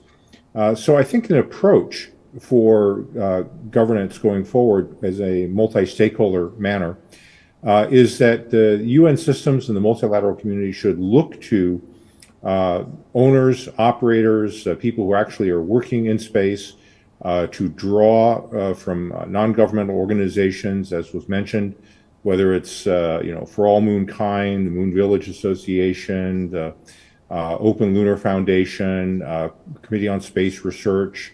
There's lots of organizations that have sort of serious experiences and thoughts about working in space.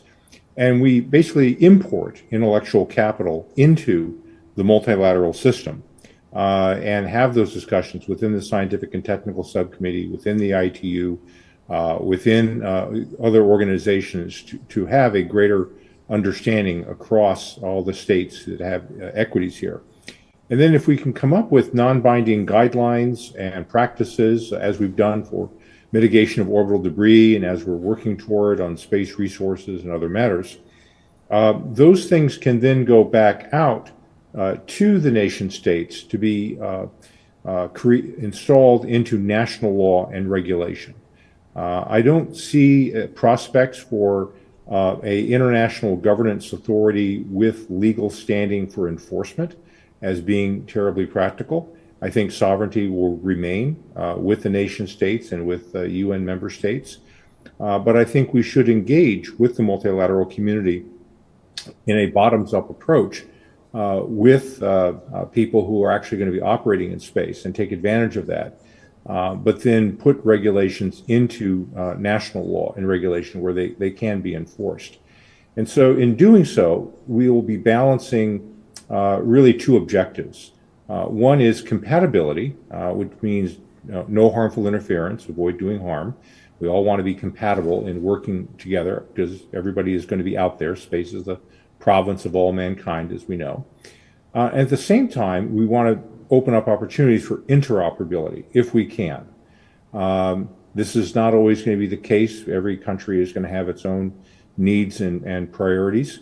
But to the extent we can develop common standards, protect the environment in which we're operating, the long-term sustainability of space activities, spectrum that we will be need for communications, to maximize the potential for interoperability is then the goal we'll try for next. But first is compatibility. Everybody should get along and try not to create harmful interference. And then as we have increasing activities in space, to the extent we can, to seek to be interoperable with each other in this new environment. Over. Thank you, Professor Scott, for sharing your views on this issue. I would like just to confirm what you have been explaining, that interoperability, standardization are the key elements of this process. And I would like to share an experience or a successful mechanism that was established by COPOS when it comes to GNSS. In 2006, I think the COPOS decided to establish the ICG, International Committee on GNSS, and now this committee is involving industrial actors from different countries, from different regions, operating GNSS systems, and there is a very wonderful work and very productive activities in terms of interoperability, standardization, exchange of information. And this lead me to come back to Ulpia Elena and ask her if she can elaborate more on what mechanisms does ATLAC envision to ensure that the voices of emerging and non-spacefaring nations and also the voices of space actors like private companies and NGOs are reflected in lunar governance discussions. Thank you very much for the question. Indeed, this is one of the most important aspects of ATLAC's mandate, that is to build on Article 9 of the Outer Space Treaty within this international law framework that is being agreed on a global level. We recognize that lunar governance cannot be sustainable if it reflects only the operational realities or policy frameworks of a few countries. Therefore, ATLAC is intentionally designed, I would say, to elevate the participation and the perspectives of emerging space actors, particularly those whose current lunar missions are on a very incipient level, but they have a very strong interest in the scientific, environmental, legal, or societal dimensions of lunar exploration. And with this in mind, I think that ultimately ATLAC aim to inform and shape multilateral / multi-stakeholder consensus in alignment with the Outer Space Treaty and in line with the evolving international practice.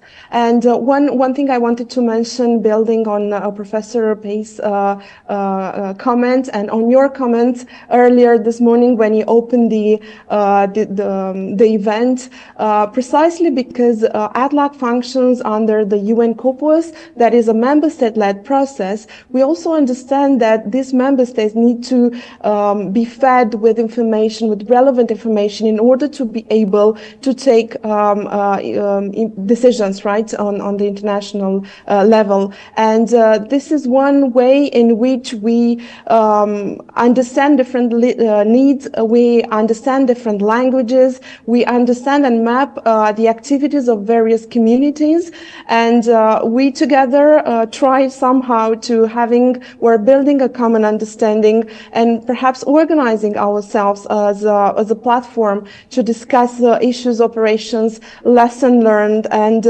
maybe, if I'm allowed a suggestion, with the UNOSA starting this initiative One Moon for All, maybe it could further use these ideas to build on this initiative and use MVA as the Moon's focal point alongside other very important voices that have been mentioned, where we know that they are there. Thank you very much. Thank you, Olpia, for sharing your views on this mechanism that could be implemented by ATLAC. And let me go back to Hor Al-Mazmi on what lessons can be drawn from the UAE's approach to international cooperation in space that could be applied to lunar activities. So there are a couple of lessons that can be drawn from the UAE's approach, including starting to engage early in international governance conversations and aligning ourselves politically with the global conversations and the norms of the exploration of the moon. So the UAE has, as mentioned, was an early adopter of the Artemis Accords. It's also very active in the UN COPUOS conversations, and is also building on before starting to have heavy infrastructure. So we're encouraging other countries as well that aren't as advanced in space to also demonstrate that will and to be part of these conversations to pave the way for future lunar exploration and inclusivity of the use of the moon. And we're also, the UAE also stresses the importance of science and diplomacy. So we look at them both as equally important. So the importance of scientific transparency and sharing the science data that we collect and acquire through our current missions and our future missions, including the Emirates Mars mission, which is openly sharing its data. We're demonstrating that this is something that we're committed to doing, and we commit to transparency and the scientific exploration and equitable use of the moon. And then finally, we're also utilizing capability development and capacity development as a common ground for all countries. So we're developing ourselves as a country through the missions that we're working on currently, but we're also demonstrating the use of shared infrastructure and shared missions in order to showcase how we can work together in getting to the moon and exploring the moon. Thank you so much. I think this approach, sharing infrastructure, sharing data, is a practical and operational way to be more inclusive and opening the possibility to emerging nations to contribute and to participate to these programs. Dr. Elias Fernini, in your first intervention, you said that there is lunar exploration are generating a lot of negative impacts on activities. My last question to you: what role can universities and research institutions play in informing policy discussions and educating the next generation about responsible space and lunar exploration? Yes, universities for education. So education is a primary task for universities. That's why, in terms of space exploration, in terms of lunar exploration, that here in the UAE, every university has now a space program. And thanks to the UAE Space Agency that did started from 2014, so now every young mind here in the UAE is willing to do some kind of space activities and so on. So universities are good in terms of gathering information, and as Jorge said, that information is for everyone. It's not a private information. Whenever you have a space mission, the data that you get is for everyone. That's exactly what the Mars Hope mission is doing. It is for everyone available. The university is also good to hold conferences to gather scholars, scientists, policymakers together to discuss these issues. That's why academia is very important in terms of space exploration as a whole, but from the scientific point of view. That's what we are good at. We are good as good scientific advisors to those policymakers that would like to set some kind of laws for space exploration. I heard about the 1967 Outer Space Treaty. I believe it is now, I don't know if you share my point of view, it is now an outdated space treaty because it did happen before the moon Apollo landing. So everything has to be rethought because now we have a new airspace law. UAE is one of them. It did set its first space law in 2019. So that's why. So we need to think about how can we explore space from the safe side. Here on Earth, I believe the UNESCO is playing a very, very important role of setting those what you call those World Heritage Sites. And from my point of view as a scientist, the moon must be a World Heritage Site. It is for everyone, and we should take care of it. So we don't go there to pollute it. We go there for to be able to understand ourselves, to understand planet Earth, to understand the formation of the solar system, the formation of the whole universe. This is where we should go to do science. Thank you. Thank you so much. Just would like to recall that according to the Moon Treaty, the moon is the humankind property and is open to all, and we need to preserve this situation. As we wrap our panel, allow me to highlight the few key takeaways from this discussion, from the contribution from our panelists. First, I think there is a broad consensus that there is an urgency to address governance gaps and also particularly around resources use, sustainability and inclusivity, transparency. ATLAC and similar initiatives that could be maybe initiated and conducted by NGOs are critical in building consensus and ensuring that all voices are included in the discussion are heard. The regional and academic contribution play a vital role in grounding governance frameworks in science and promoting awareness among future generations. And last but not least, and most importantly, we are reminded that cooperation across broader sectors and disciplines is the cornerstones of ensuring the moon remains a domain for peaceful and equitable exploration. Please join me in thanking our distinguished panelists for their valuable insights and contributions today, and thank you for your attention.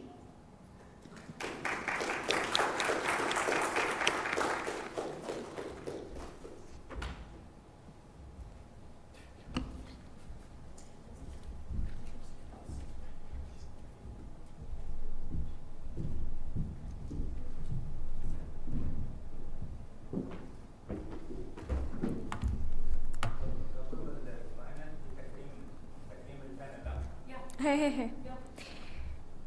Thank you to all the panelists for this insightful discussion. Please, Dr. Isa Bastaki and Dr. Saeed Al-Dhahiri, join me on the stage to recognize the panelists. First, Mr. Idris Al-Hadani, Deputy Director of the United Nations Office for Outer Space Affairs.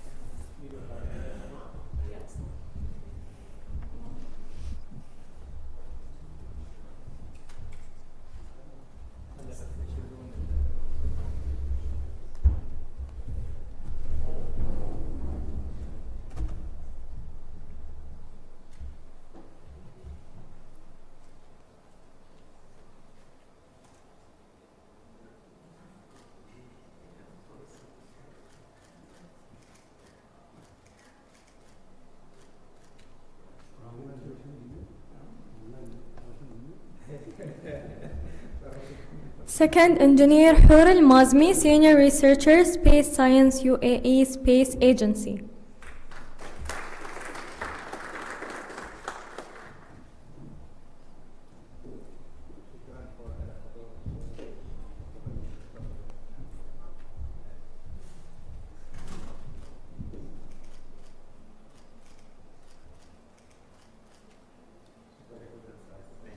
Professor Elias Ferranini, College of Science, UAE University.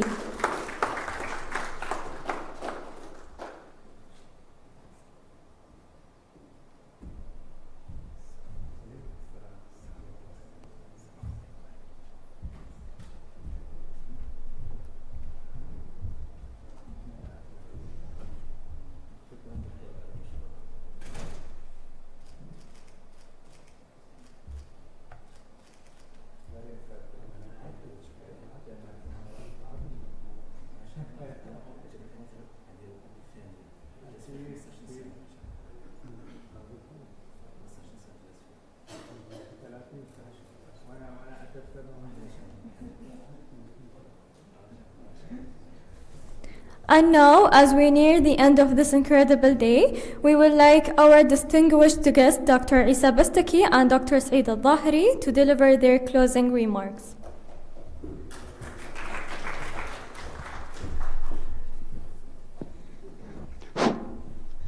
Now, I think this is what we had the whole day, the activities, and very interesting lectures, plus panel discussions. I think we are set to now be free and leave this part, but remember every word said, because I think it was very important.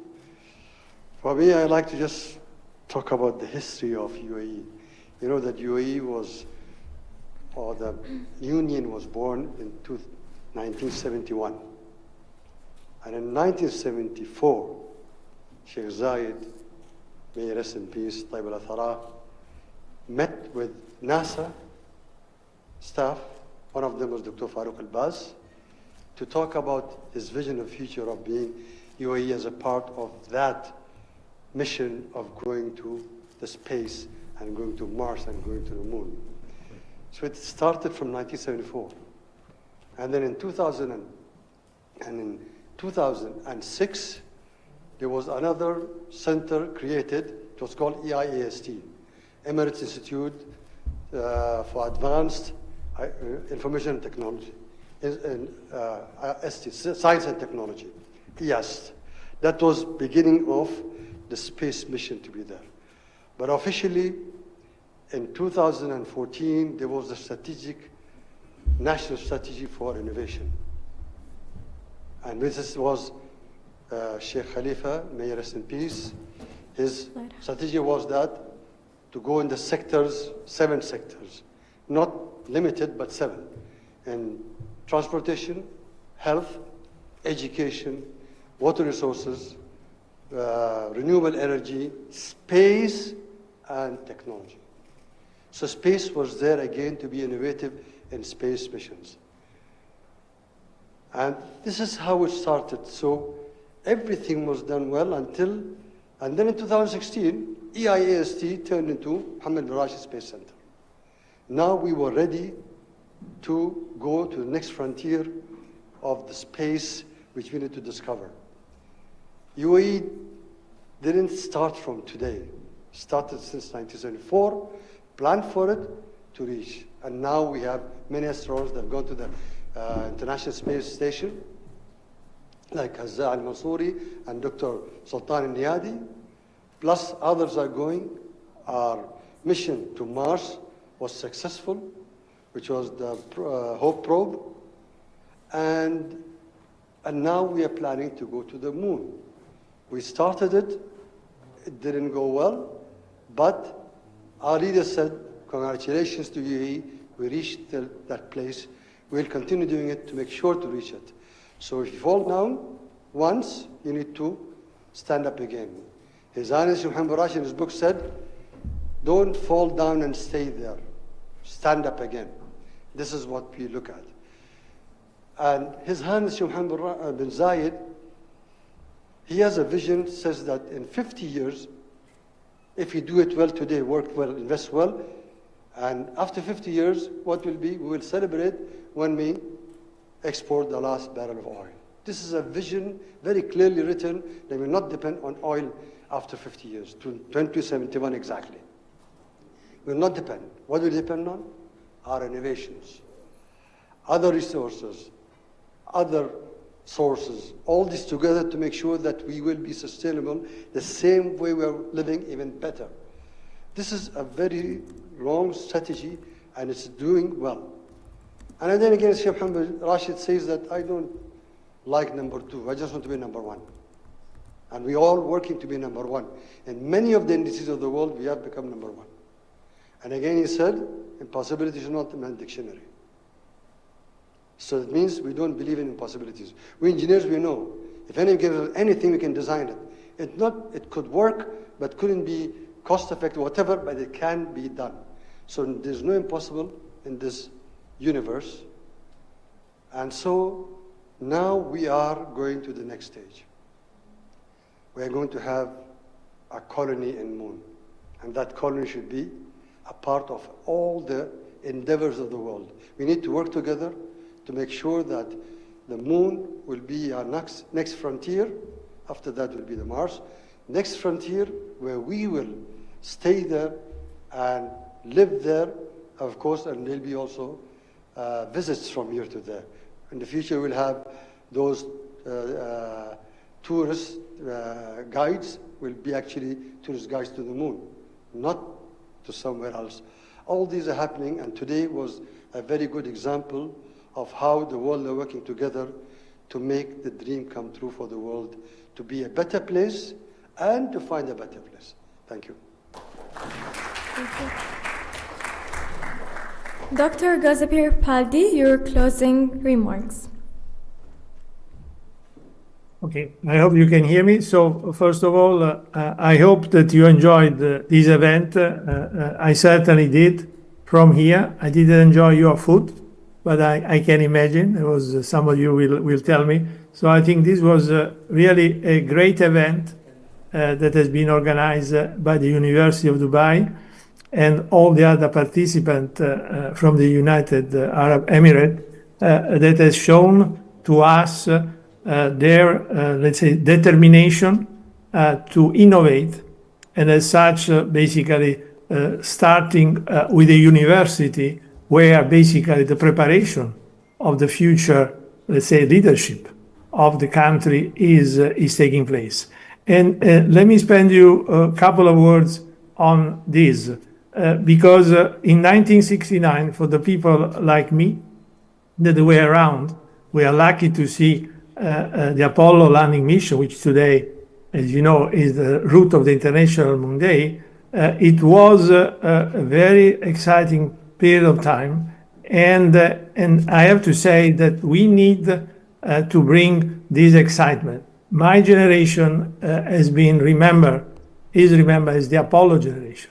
Many of us were inspired by the lunar landing, and many of us have continued this activity in their professional career. I am personally approaching 45 to nearly 50 years of professional career. So what we need to do, and we are in the right place, University of Dubai, and all other previous events that we have done, is to inspire the present delegation, the present youth, and the present student.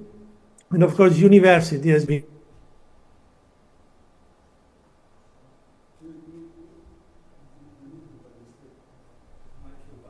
Can you hear me? Yeah. Can you hear me?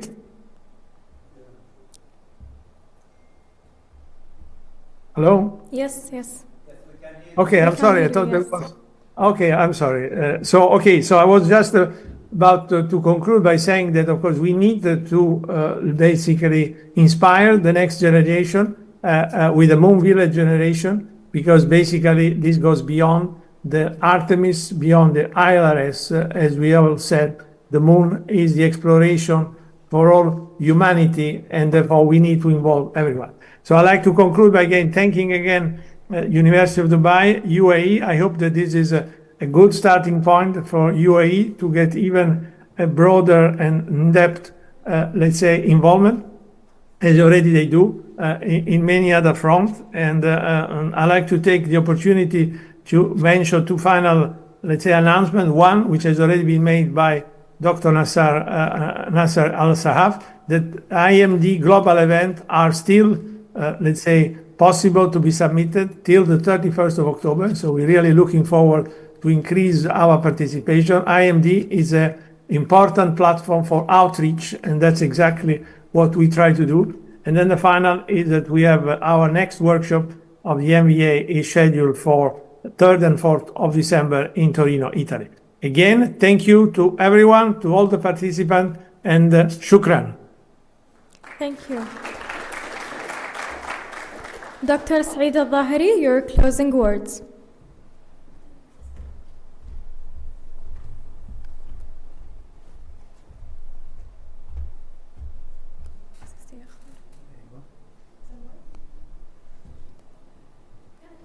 Okay. I'm not going to take more of your time. Just want to reflect on how we have made this. First of all, I would like to thank my colleague, Dr. Isa Al-Bastaki, for accepting to host the International Moon Day. It's a 3 to 4 months of work.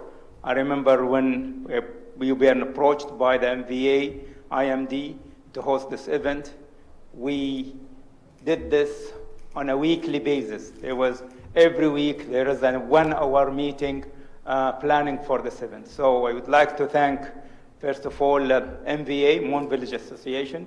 GCP, I'm not sure if you're still listening to us, but thank you very much for making this possible. Thank you to my colleague, Dr. Nasser Al-Sahaf, for also making this possible at the University of Dubai. I reflect back way to the 1988, the time when I have met Nasser Al-Sahaf at the ISU International Summer Program. This was the birth of the International Space University. Then we were asked, myself, Nasser, and we have another guy also from Saudi Arabia, Mohammed Al-Hamida, why you guys are here in the US? We were like 105 participants from around the world. You're coming from the Middle East, from the Gulf states. You have no space programs. So why you are here? And I have said that the fact that I am here at that time is a vision of our leaders, that one day we will have a space program. One day we will have astronauts. And one day our astronauts will go to the International Space Station. And soon, hopefully one day we will have also either a man or a woman, an astronaut from the UAE who will go to the moon. Going fast forward, I found myself being a member of the International Scientific Committee of the UAE Space Agency. So this vision that started long back, before I went to the ISU, started from the moment that you've seen in the video from my colleague Dr. Isa Al-Bastaki when he presented Sheikh Zayed receiving the astronauts, the Apollo astronauts, you know, who went, and then they've given him the model for the space shuttle. So I want to really thank our colleagues, our partners, the Moon Village Association, the International Moon Day, for making this happen. And I want to thank all the speakers who've been part of this event, either physically from the UAE Space Agency, from Mohammed bin Rashid Space Center, from the UAE Space Center at the UAE University, and from the Sharjah, Academy of Astronomy, and to all other speakers who joined us, online. It couldn't be better than this in the short time that we have, tried to make this possible. So thank you very much for all the participants who've been. I know it's Sunday, I know it's a holiday, but nevertheless, you decided to be part of this celebration. So thank you very much. Thank you. Many thanks to all. Please, I would like to call all attendants to the stage for a group photo.